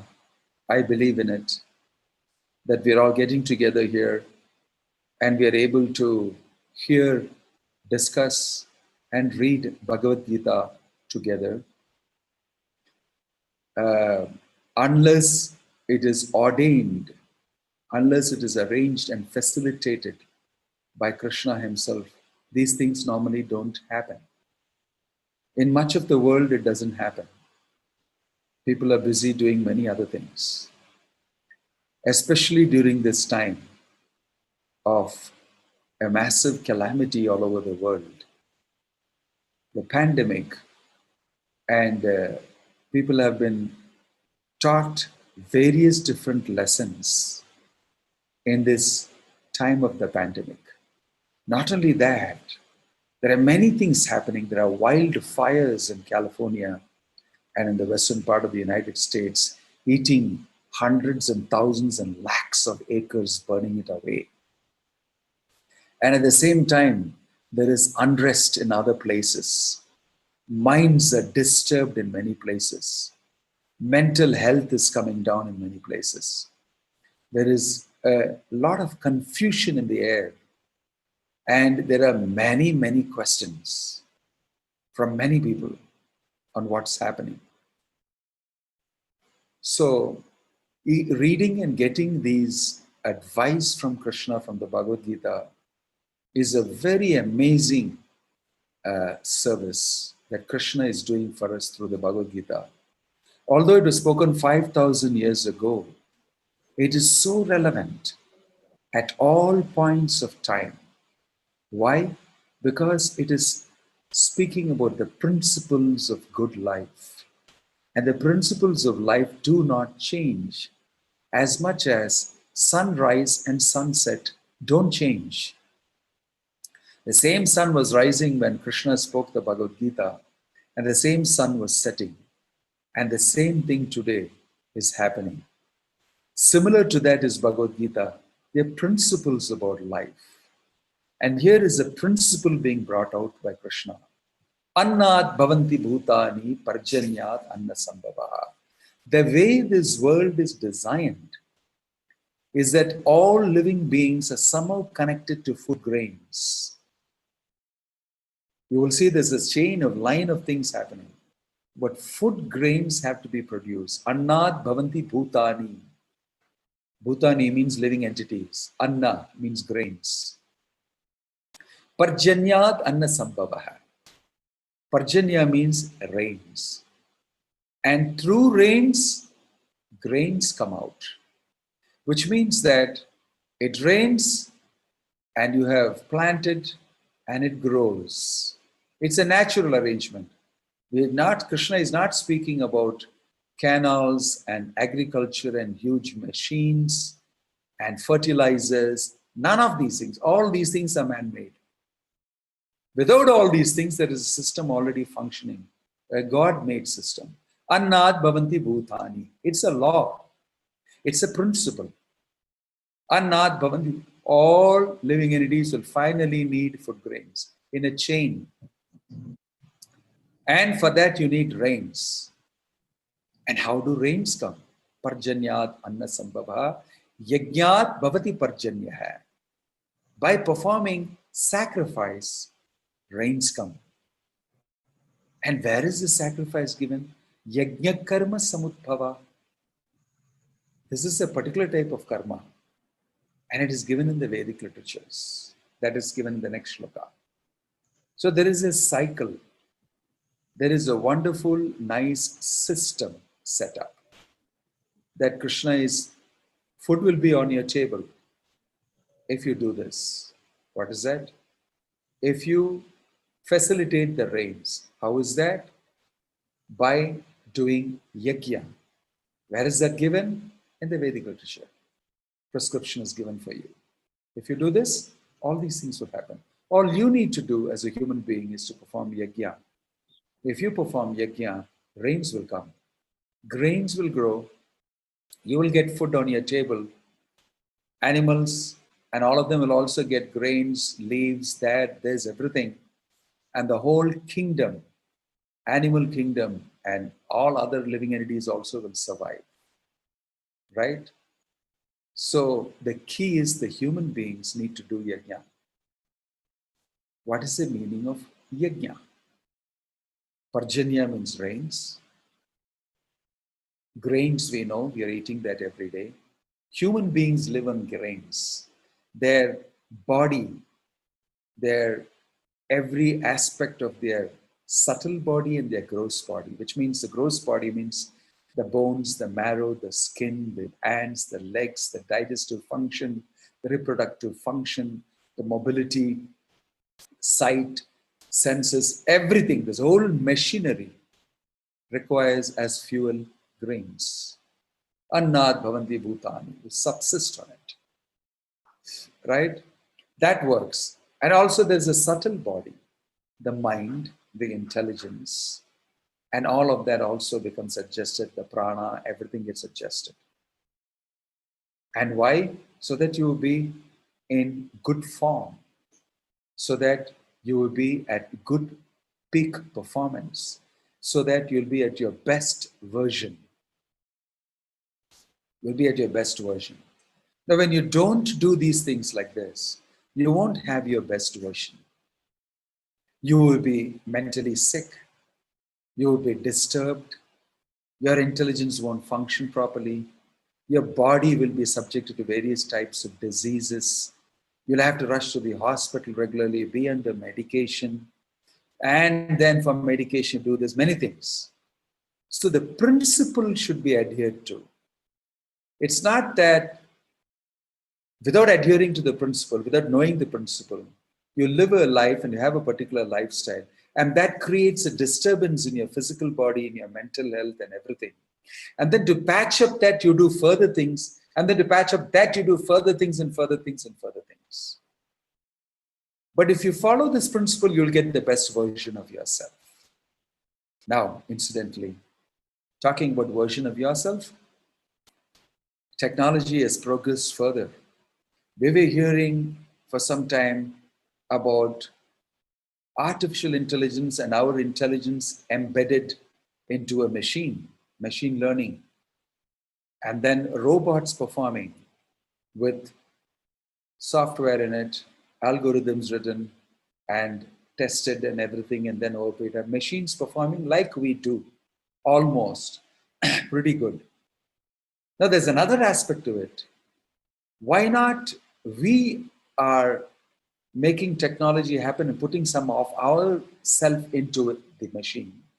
Why not put the machine into us? They call that transhumanism. They want to bring technology inside your body. So now you have people putting chips inside you. You can implant. It's called biohacking, right? And there are biohackers. I was sent a whole information on that. We're supposed to speak in some place about that. But in UK, you already have biohackers, and you can go to them and they will plant a whole small circuitry inside, and that can be used to do many, many different things. It will spot from inside you when you're getting cancer or not, or when you're getting disease, or whether your pancreas is malfunctioning, or your liver is malfunctioning, or this is malfunctioning, or when that is happening, or your diabetic sugar is this or that. It will immediately tell you. All you need to do is to point this at a software in your phone, and it'll give you the reading immediately, say how your body is doing and which doctor you need to see now. Do you need to test your blood? Do you need to do this? Some even implant for, my whole key of my car is inside. I don't have to carry my key, forget my key, I don't know where to replace it, I don't know this, that, everything. I just need to walk up to my car and show my finger like this, it's implanted, and boom, the car opens. So they call it H+, a version 2 of a human being. 2.0, human 2.0, second version, value added, actually technologically enabled. In this way, many functions in our body are slowly going to get added or functioning better, they think, with this type of technology in it. But all this, we will do many, many things like that and land up fully robotic and become a machine-like things. And there are other repercussions to this, but we won't talk about that much. But you know how that route goes. But here is a very simple way, organic way, understanding your original design. The designer of you is saying, Annat bhavanti bhutani parchanyat anna sambhavaha. Yajnat bhavati parjanyo yajna karma samudbhava. All you need to do is to recognize your designer. Person who designed this body, person who designed this mind, this intelligence, the situation, the world around you, is telling, this is the way this system works. And when you're inside this system, this is the way you should work. If you do anything else artificial, it doesn't fit in. And over a period of time, it creates different types of problems. Many, many different types of situations. Right? So human society now can take this little simple advice. It's not that we should not have technology. We should have, but it's just that we should not let technology use you. You should use technology for furthering the real goal of human life. Bhagavad Gita tells you what is the goal of life. Why are you getting educated? Why are you working? And what is the purpose for it? And in the end, what you need and what you should achieve. According to that, if you reason, we'll say, yes, there is a place for technology. It doesn't have to get into my body. It doesn't have to be that I am technology dependent. It doesn't have to be the robot has to do anything for me and everything for me, and I have become disabled or unable.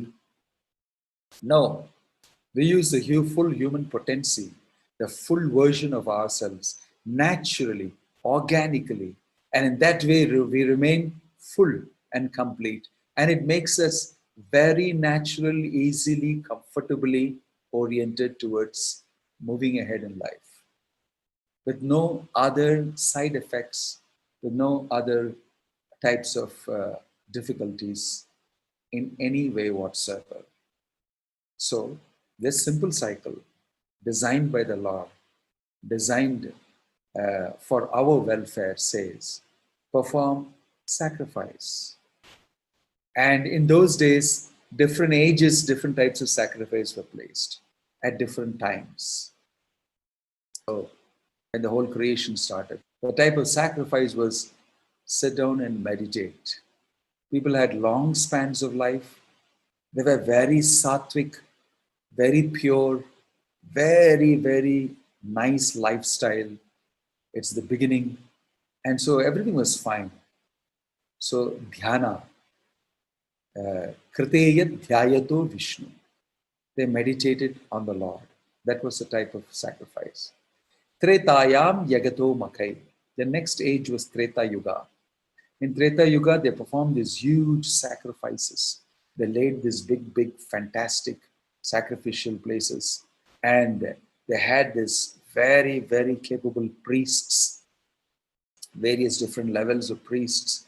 They would chant these Vedic mantras, and everything was done so nicely, the chanting, the ucharanam, the pronunciation, the intonation, and the offerings.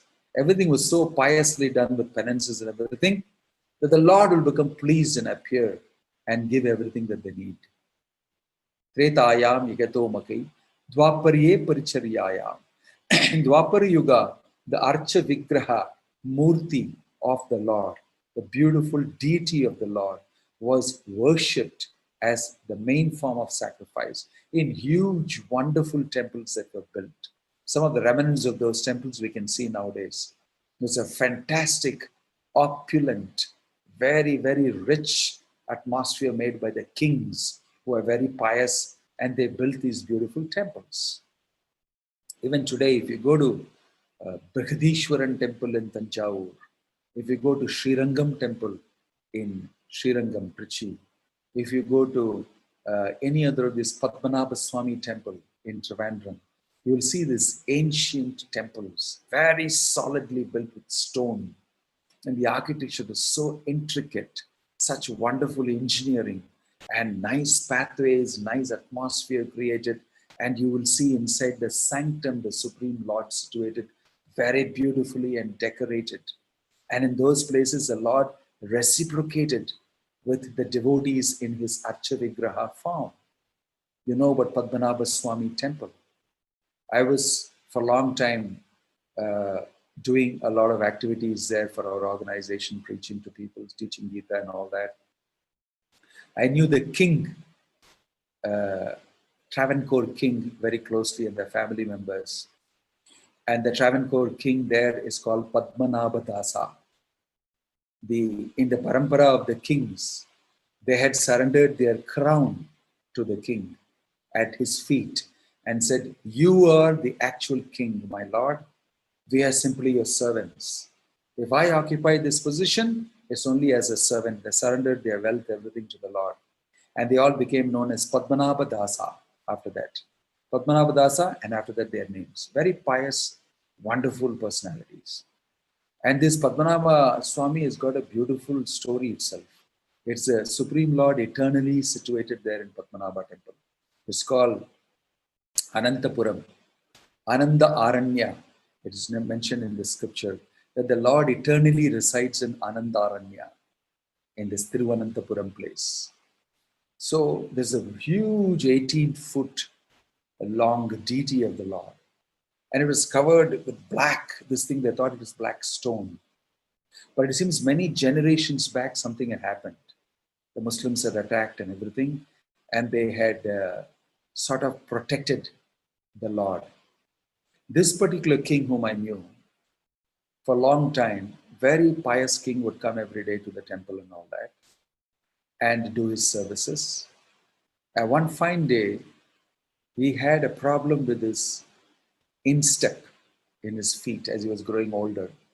And there was some wound there which was never healing. So he went to this Vaidyan, his physician, Ayurvedic physician.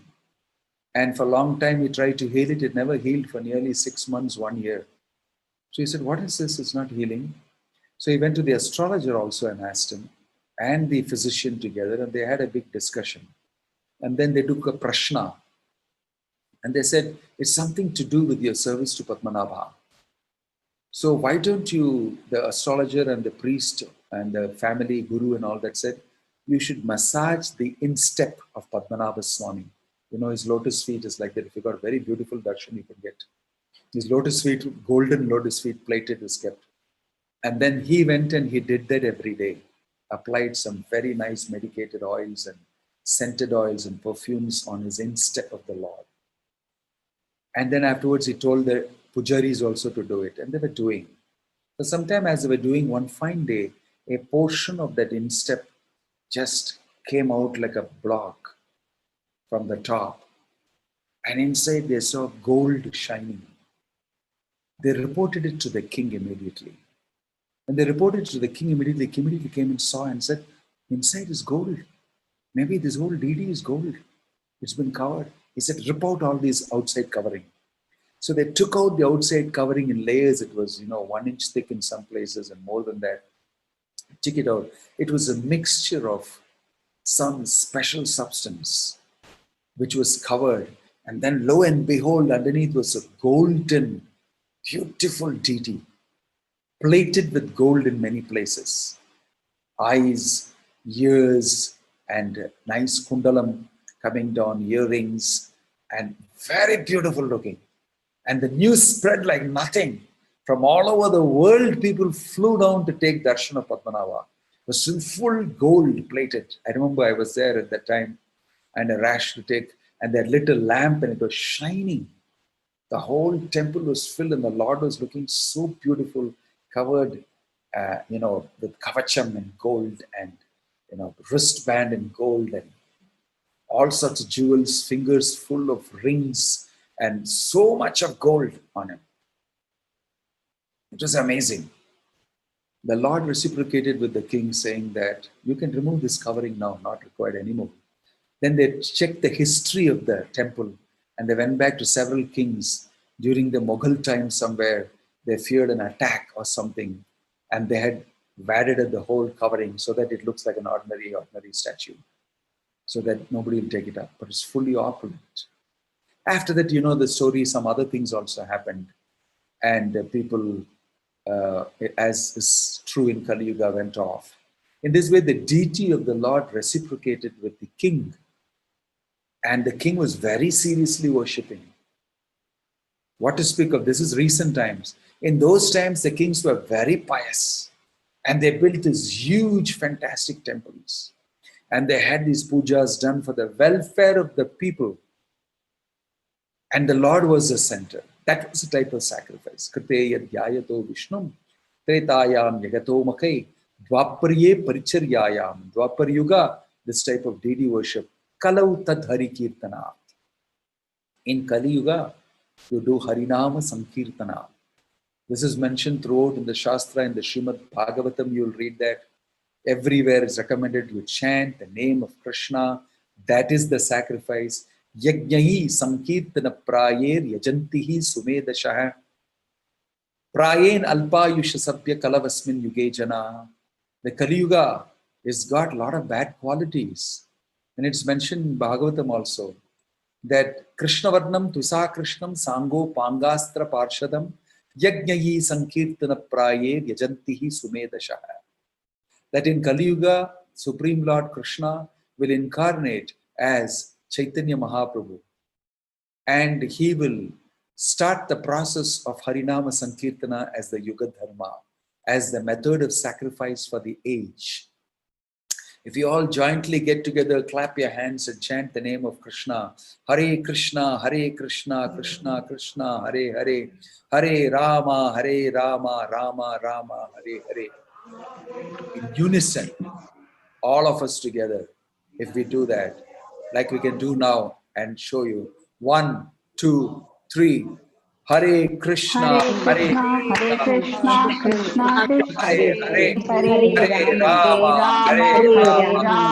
Rama, Hare Hare, Hare Krishna, Krishna Krishna, Krishna Hare Hare Rama, Rama, Rama, Hare Hare Krishna, Krishna Krishna Krishna, Hare Rama, Rama, Hare Krishna, Krishna, Krishna Hare Rama, Rama, Hare. Thank you very much for joining. In this way, we are distanced and we are doing on a virtual media the chanting, but we often do this together. We do it in huge groups with mridanga and kartals, and even go on the streets and make everybody hear the holy name.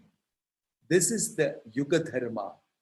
This is what in this age we should do. 2 types of things you can do. You can privately sit and chant japa on beats. Hare Krishna, Krishna Krishna, Hare Hare, Hare Ram, Ram Ram, Hare Hare. Privately for yourself. Then when you join together with others, loudly you can chant so that the atmosphere is filled with this vibration, this transcendental vibration of the holy name of the Lord. It purifies the atmosphere. The Lord becomes very pleased at anybody who performs Harinama Sankirtana in Kali Yuga.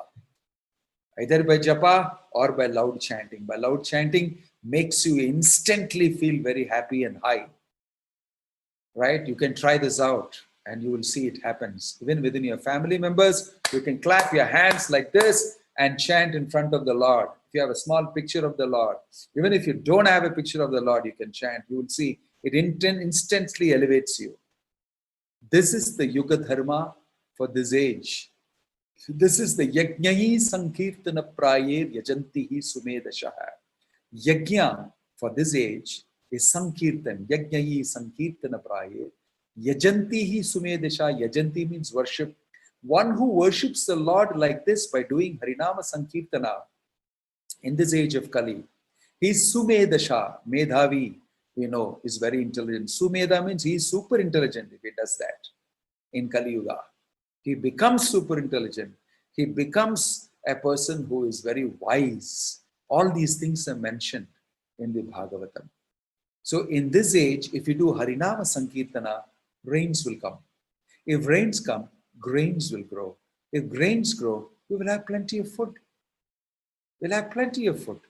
This is a natural arrangement done by the Lord.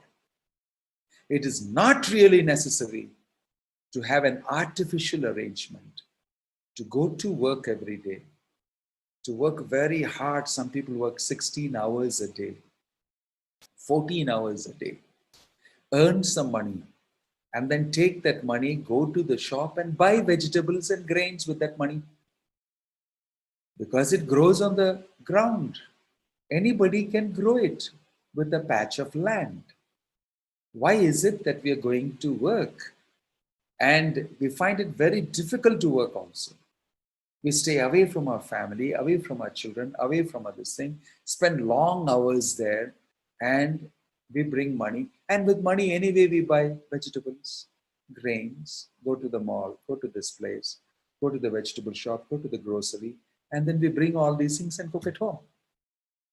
So what Bhagavad Gita's wisdom is telling us, why don't you just grow it in your own land? Rain is coming, grow it in your own land. And if you want to add some water, you add it. And you will see that you have your own food coming out of your own place.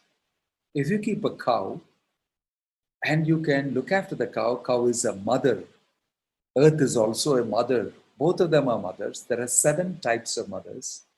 Atmamata, Gurur Patni, Brahmani, Rajapatnika, Dhenur, Dhatri, Tata, Prithvi, Saptaita, Matriha Smrita. 7 types of mothers you have, not only your biological mother. Vedic culture teaches us that we have 7 types of mothers. One is your biological mother who gave you the body, Atma Mata. Your Guru's Patni is also your mother, Gurur Patni. Brahmani, the Brahmana's wife is your mother. She is pious lady. She comes along with her husband to do all the different types of rituals. Brahmani. Rajapatnika, the queen's wife, the king's wife, the queen. She is also to be respected like your mother. Dhenu, the cow. Dhatri, the nurse who looks after you. She is also like your mother. Prithvi, the earth, is also your mother. 7 mothers are listed. And Vedic society was so wonderful. All these mothers will look after you and shower affection on you. Earth is a mother. When we have a personalized way of looking at these things, life becomes so wonderful. It becomes full of relationships. I have a relationship with nature. I have a relationship with the earth, mother. I have a relationship with the cow. I have a relationship with my guru's wife. I have a relationship with mother with the queen. And they're also conscious about that. The queen plays that role of a mother. And when you go and she meets you, she will offer herself like that to you. And human society was filled with these wonderful relationships. Everybody had this relationship. So why not take advantage of that? Earth is your mother. If you plant a seed, instantly she will give all the nutrients for that, germinate it, and give all the minerals required, and blow. Wonderful plant will grow. Give you grains, give you fruits, give you flowers. Ask for whatever you want. It comes like magic out of the ground. It's a factory. It doesn't require industrialization. It's already existing factory. All you need to do is to plant one seed. Lo and behold, what magic it is. Just you plant a seed and you can get fruits, you can get grains, you can get vegetables, you can name it, you can get anything you want.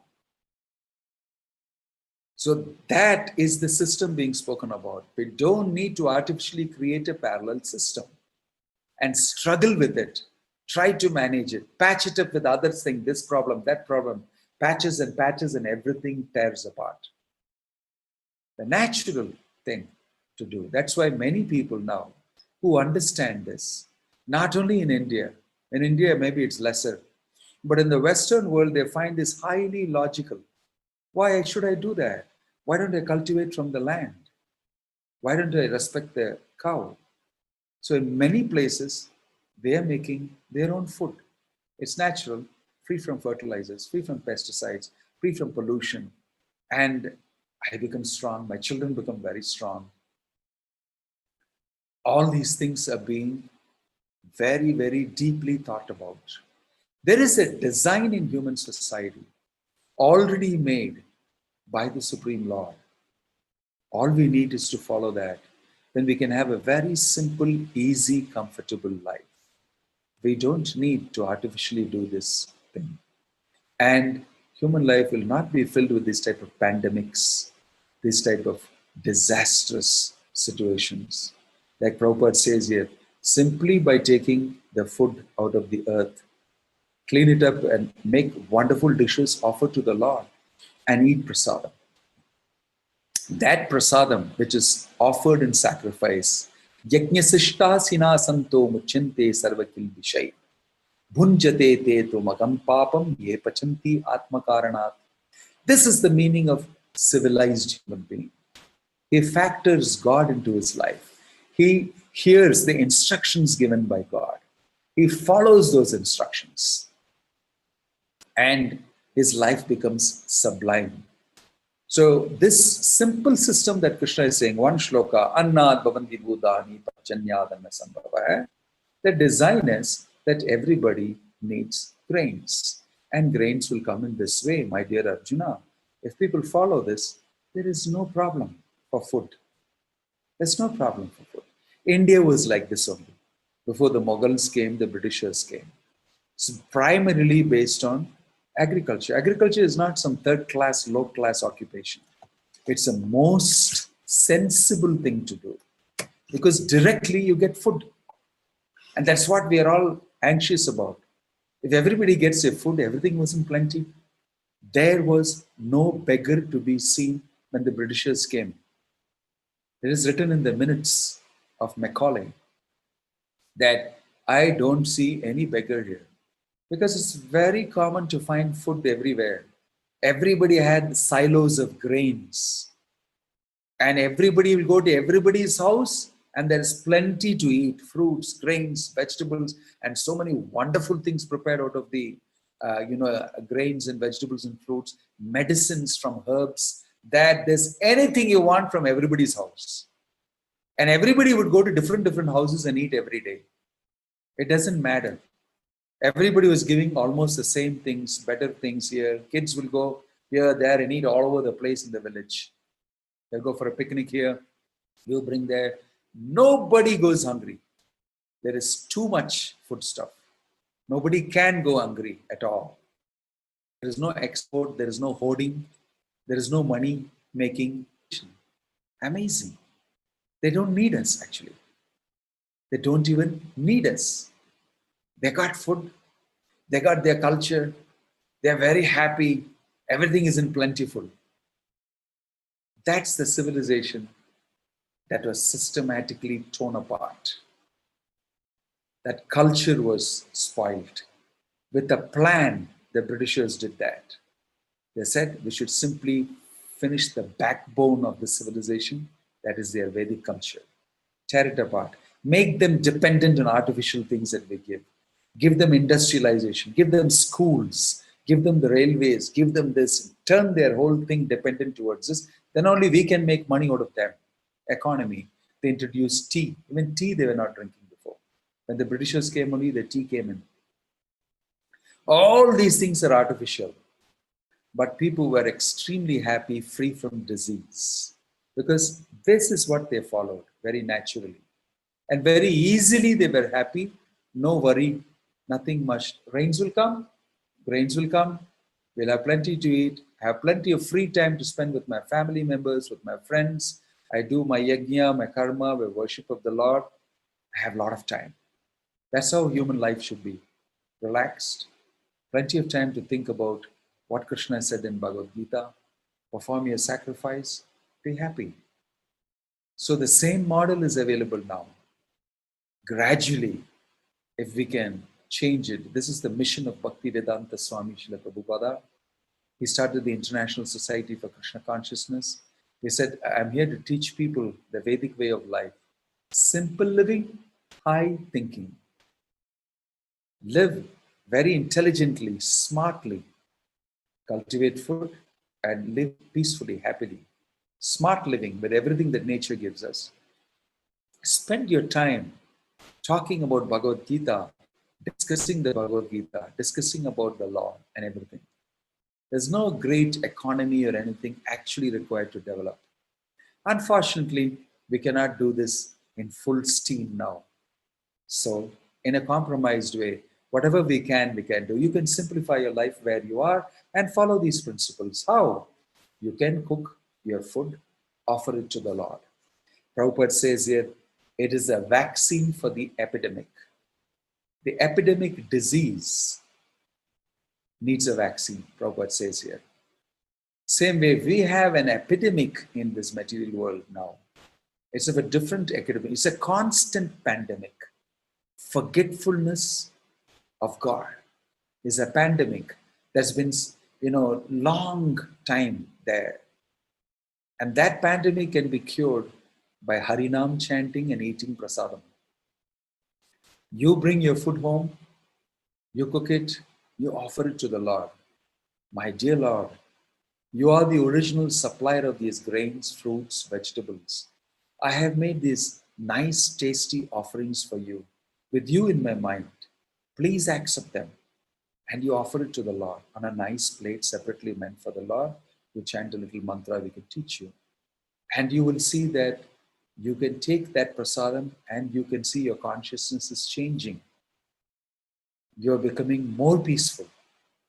You're actually having a much, much better climate inside. This is proof. Many of our devotees who do that all over the world immediately change in their consciousness. Prasadam is very powerful. Like is mentioned here, the vaccine for the epidemic.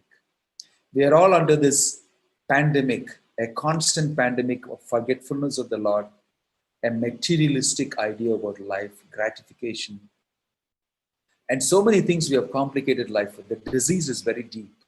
But if we eat prasadam and chant Hare Krishna, these are two fantastic medicines, vaccines.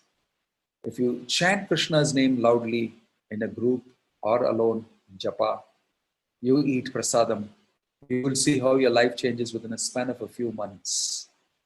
The vaccine is very powerful. The chanting of the holy name vaccine is super powerful. It will cleanse you of that disease and you will witness it happening. You will experience it happening. You can see the change coming in you. So this cycle, don't think it is not relevant. It is very relevant even today. The same Krishna has come 500 years back as Chaitanya Mahaprabhu and told us, you do this.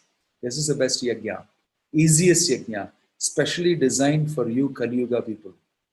If you do this with faith, you will see there will be no shortage of food grains for you. You will be in a good consciousness and you will be happy, right? So this cycle, Annad bhavanti bhutani parjanyad anna sambhavaha, yajnad bhavati parjanyo yajnakarma samudbhavaha, is not something impractical. Every verse in this Bhagavad Gita like this, we can implement it in today's life. Gita wisdom is doable. Gita wisdom is achievable. Gita wisdom is actually going to benefit you in a big way because these are principles of life. They are not simply whimsical solutions that are coming from materialistic people and will last for some time and disappear. This Gita wisdom is spoken 5,000 years back on the battlefield of Kurukshetra. And there Krishna said, I spoke this millions of years ago. Vivaswan manave praha manurikshva kave abravit evam parampara praptamimam rajarshayo viduhu. I have spoken this to sun god, to Vivaswan. From there, Manu, Ikshvaku, down in Ramachandra's line, it has come down. And now again, I'm speaking to you, to Arjuna, right? And the same thing was spoken by Bhaktivedanta Swami Prabhupada. I am speaking the same thing to you. In principle, the same thing, no change. It works even today. And hundreds and thousands and millions of devotees are practicing it, eating prasadam at home, chanting Krishna's name, and being simple and happy. So we invite you to follow this Gita wisdom principle in the now and benefit from it.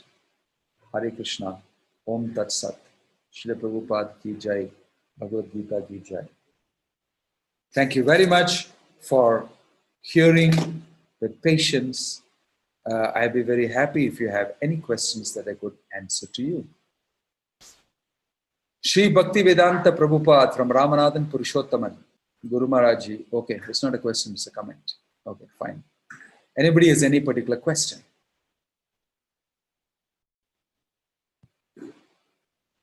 Anjana T. Maharaj, in earlier yugas, yajna was performed and results was obtained. Today, all over ISKCON, devotees daily perform Sankirtan yajna. Still, why there is drought, flood, and scarcity? I don't think they are suffering from flood and scarcity because they are performing the yajna. They are getting plenty. They eat prasadam and they are very happy. So whoever wants to join can join. Krishna makes the arrangement. For those who are not doing this, specifically because they don't believe in God and they don't believe in the instructions given by God in Bhagavad Gita, for them somehow there is not supply coming properly. But for devotees of the Lord, mostly everywhere, they don't find any scarcity.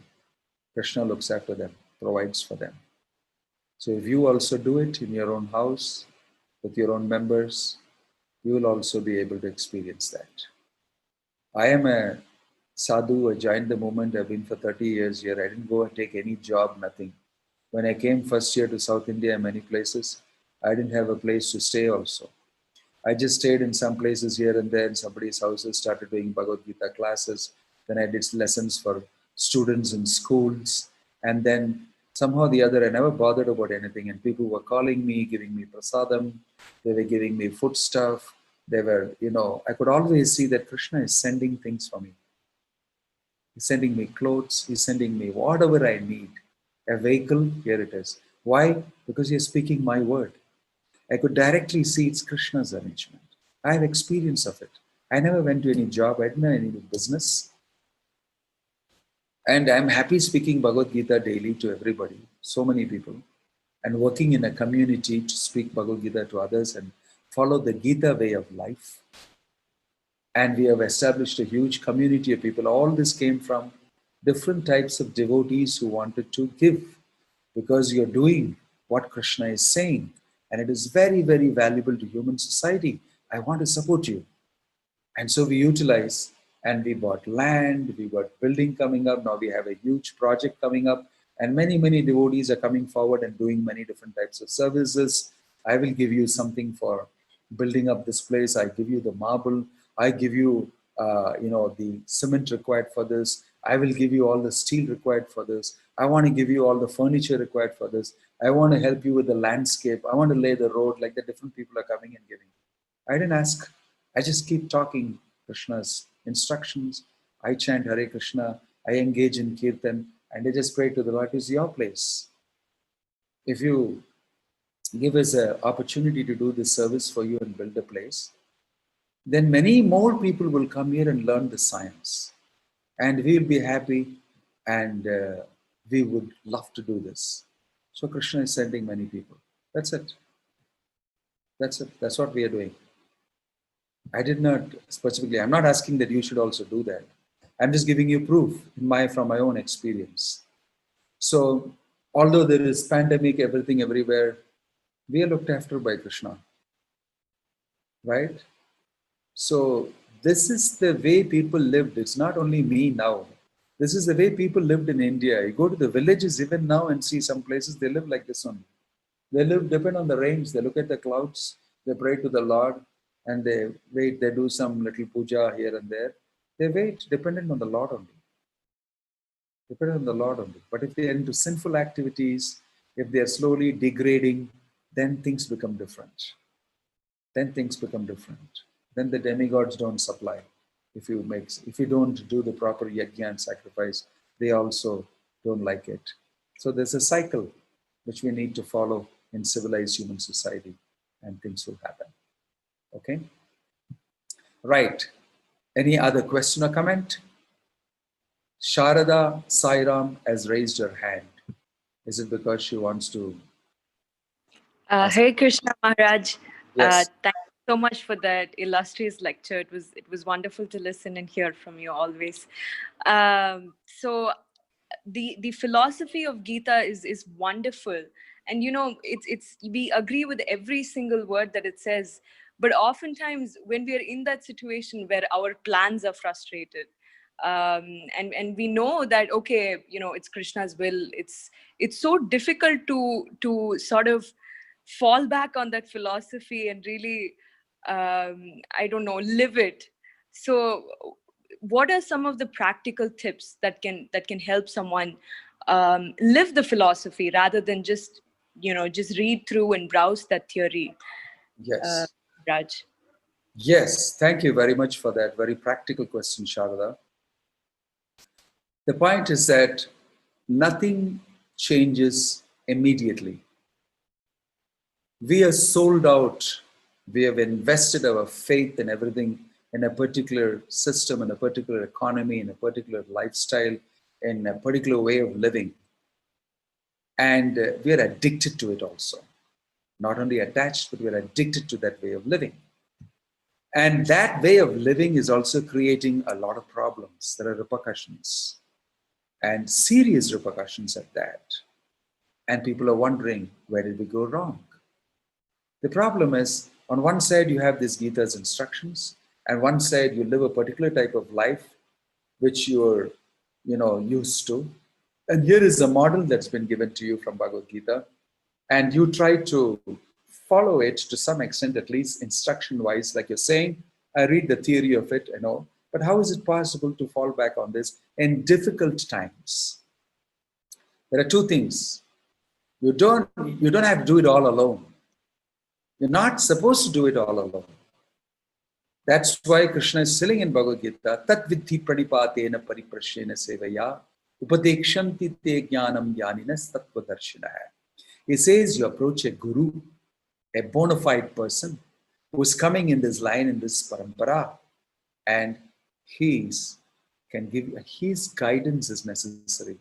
You may read the Bhagavad Gita, but you need to see a living, moving, walking practitioner of the Bhagavad Gita. Like I was telling you, this is how I took it up. I gave up a job, I gave up this thing, everything. Of course, that was a very bold thing to do, and I was very much wanting to do in a great missionary zeal and spirit. And that need not be the thing for everybody. Not required. But where you are also, you can practice this philosophy. I am just a full-time practitioner of this and a preacher of this, etc. But different people like you may be in different situations. You're grahastini, you have children, you have husband, you have family members, you have parents and everything together. I agree. It's not that, flatly we should apply it. Number one, it takes a little time to gradually make the change, gradually develop faith in this model. As little by little, as you make changes, you'll see that it's possible. It works, and you develop confidence, and you adopt more and more of these changes. That's number one. Number two, you get guidance from a guru, guidance from a devotee, guidance from a practitioner of it. That will make things easier and more practical.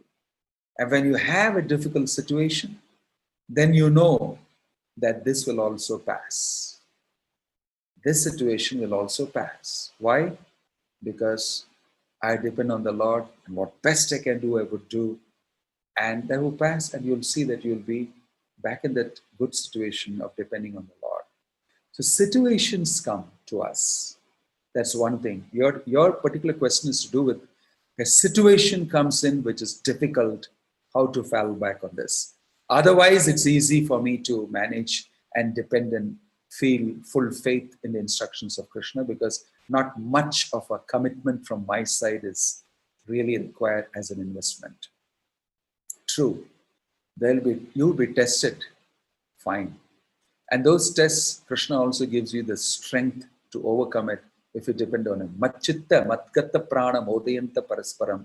Not only that, Krishna says that Matchitta sarvadurgani matprasadat tarishyasi atachetvam ahankara nasoshyasi vinangshasi. If you think of me, keep me in your consciousness and stay connected to me, then Matchitta sarvadurgani matprasadat tarishyasi. All types of difficulties and obstacles that come in front of you, mat prasada tarishisi, by my mercy, you will cross them. It's not he's saying that it will not come to you. That is too idealistic and utopian to think that. It will come to you. You apply these principles, depend on me, and you will see that will pass. You'll be able to cross over it by my grace. So this is the method. There is no, zap. Some mantra I can tell you, zap, and then everything becomes all right. This is dependable, doable, and connectable, because Krishna promises this. Okay? And this is what we're teaching you. Right. Thank you so much. I'm not giving you a in the clouds answer, something too idealistic, or, Akasha Kushma, like they say, flowers in the sky. But this is actually what Krishna said. This is what actually the Pandavas did. They went to the forest, they depended on Krishna. They were tortured, they depended on Krishna. Bhima was thrown in the lake, he depended on Krishna. Draupadi was getting destroyed, she depended on Krishna. And they all came out successful. So this material world is full of problems. You cannot have a clean world without problems. It's meant for this. But we can make it very nice if we learn to follow these instructions and depend on Krishna. I hope that helps you. It really did, Maharaj. Thank you so much. Right. Anupriya has got a question. One who get a serious trouble in digestive system, large intestine are not in proper function. In Bhagavad Gita also Krishna mentioned food digestion also carried out by the Lord. Why it's so, Maharaj? It's due to their karma. Well, this problem could be rectifying by chanting due to their health issue. Maharaj, the person who followed paleo diet, I don't know what that is, in lack of food intake, person lives through by doing yoga alone per day, 4 hours in yoga process, etc., etc. I mean, there's a lot of things Anupriya is asking here, but I think I understand. Basically, yeah. Don't think that zim, boom, ba, immediately as soon as you say, okay, Krishna, I'm depending on you. I'm chanting Hare Krishna. Now, don't give me any digestive problem. Don't give me that backache which used to come. I'm believing in you, okay? I should get rid of that. That's not the way it functions. You will definitely go through your karma. But the amazing thing is, because you are following the Krishna's instructions and depending on Krishna, chanting his holy names, through that difficulty, you will actually see that if it is supposed to be a difficulty wherein you're supposed to fracture 2 of your arms and maybe lose your hearing, if that is what is ordained for you as per your karma, you will maybe lose a small portion of your finger alone, a small chip. Token karma you'll get, maybe some mental agitation, this, everything. Because you're a devotee, Krishna won't wipe out the whole thing immediately, but he lessens it depending on your level of your dependence on Krishna. And we never know about it. We will maybe immediately say, my gosh, my finger got chipped off. I'm chanting Hare Krishna, I depend on Krishna, chipped off. But you do not know actually, your head should have gone.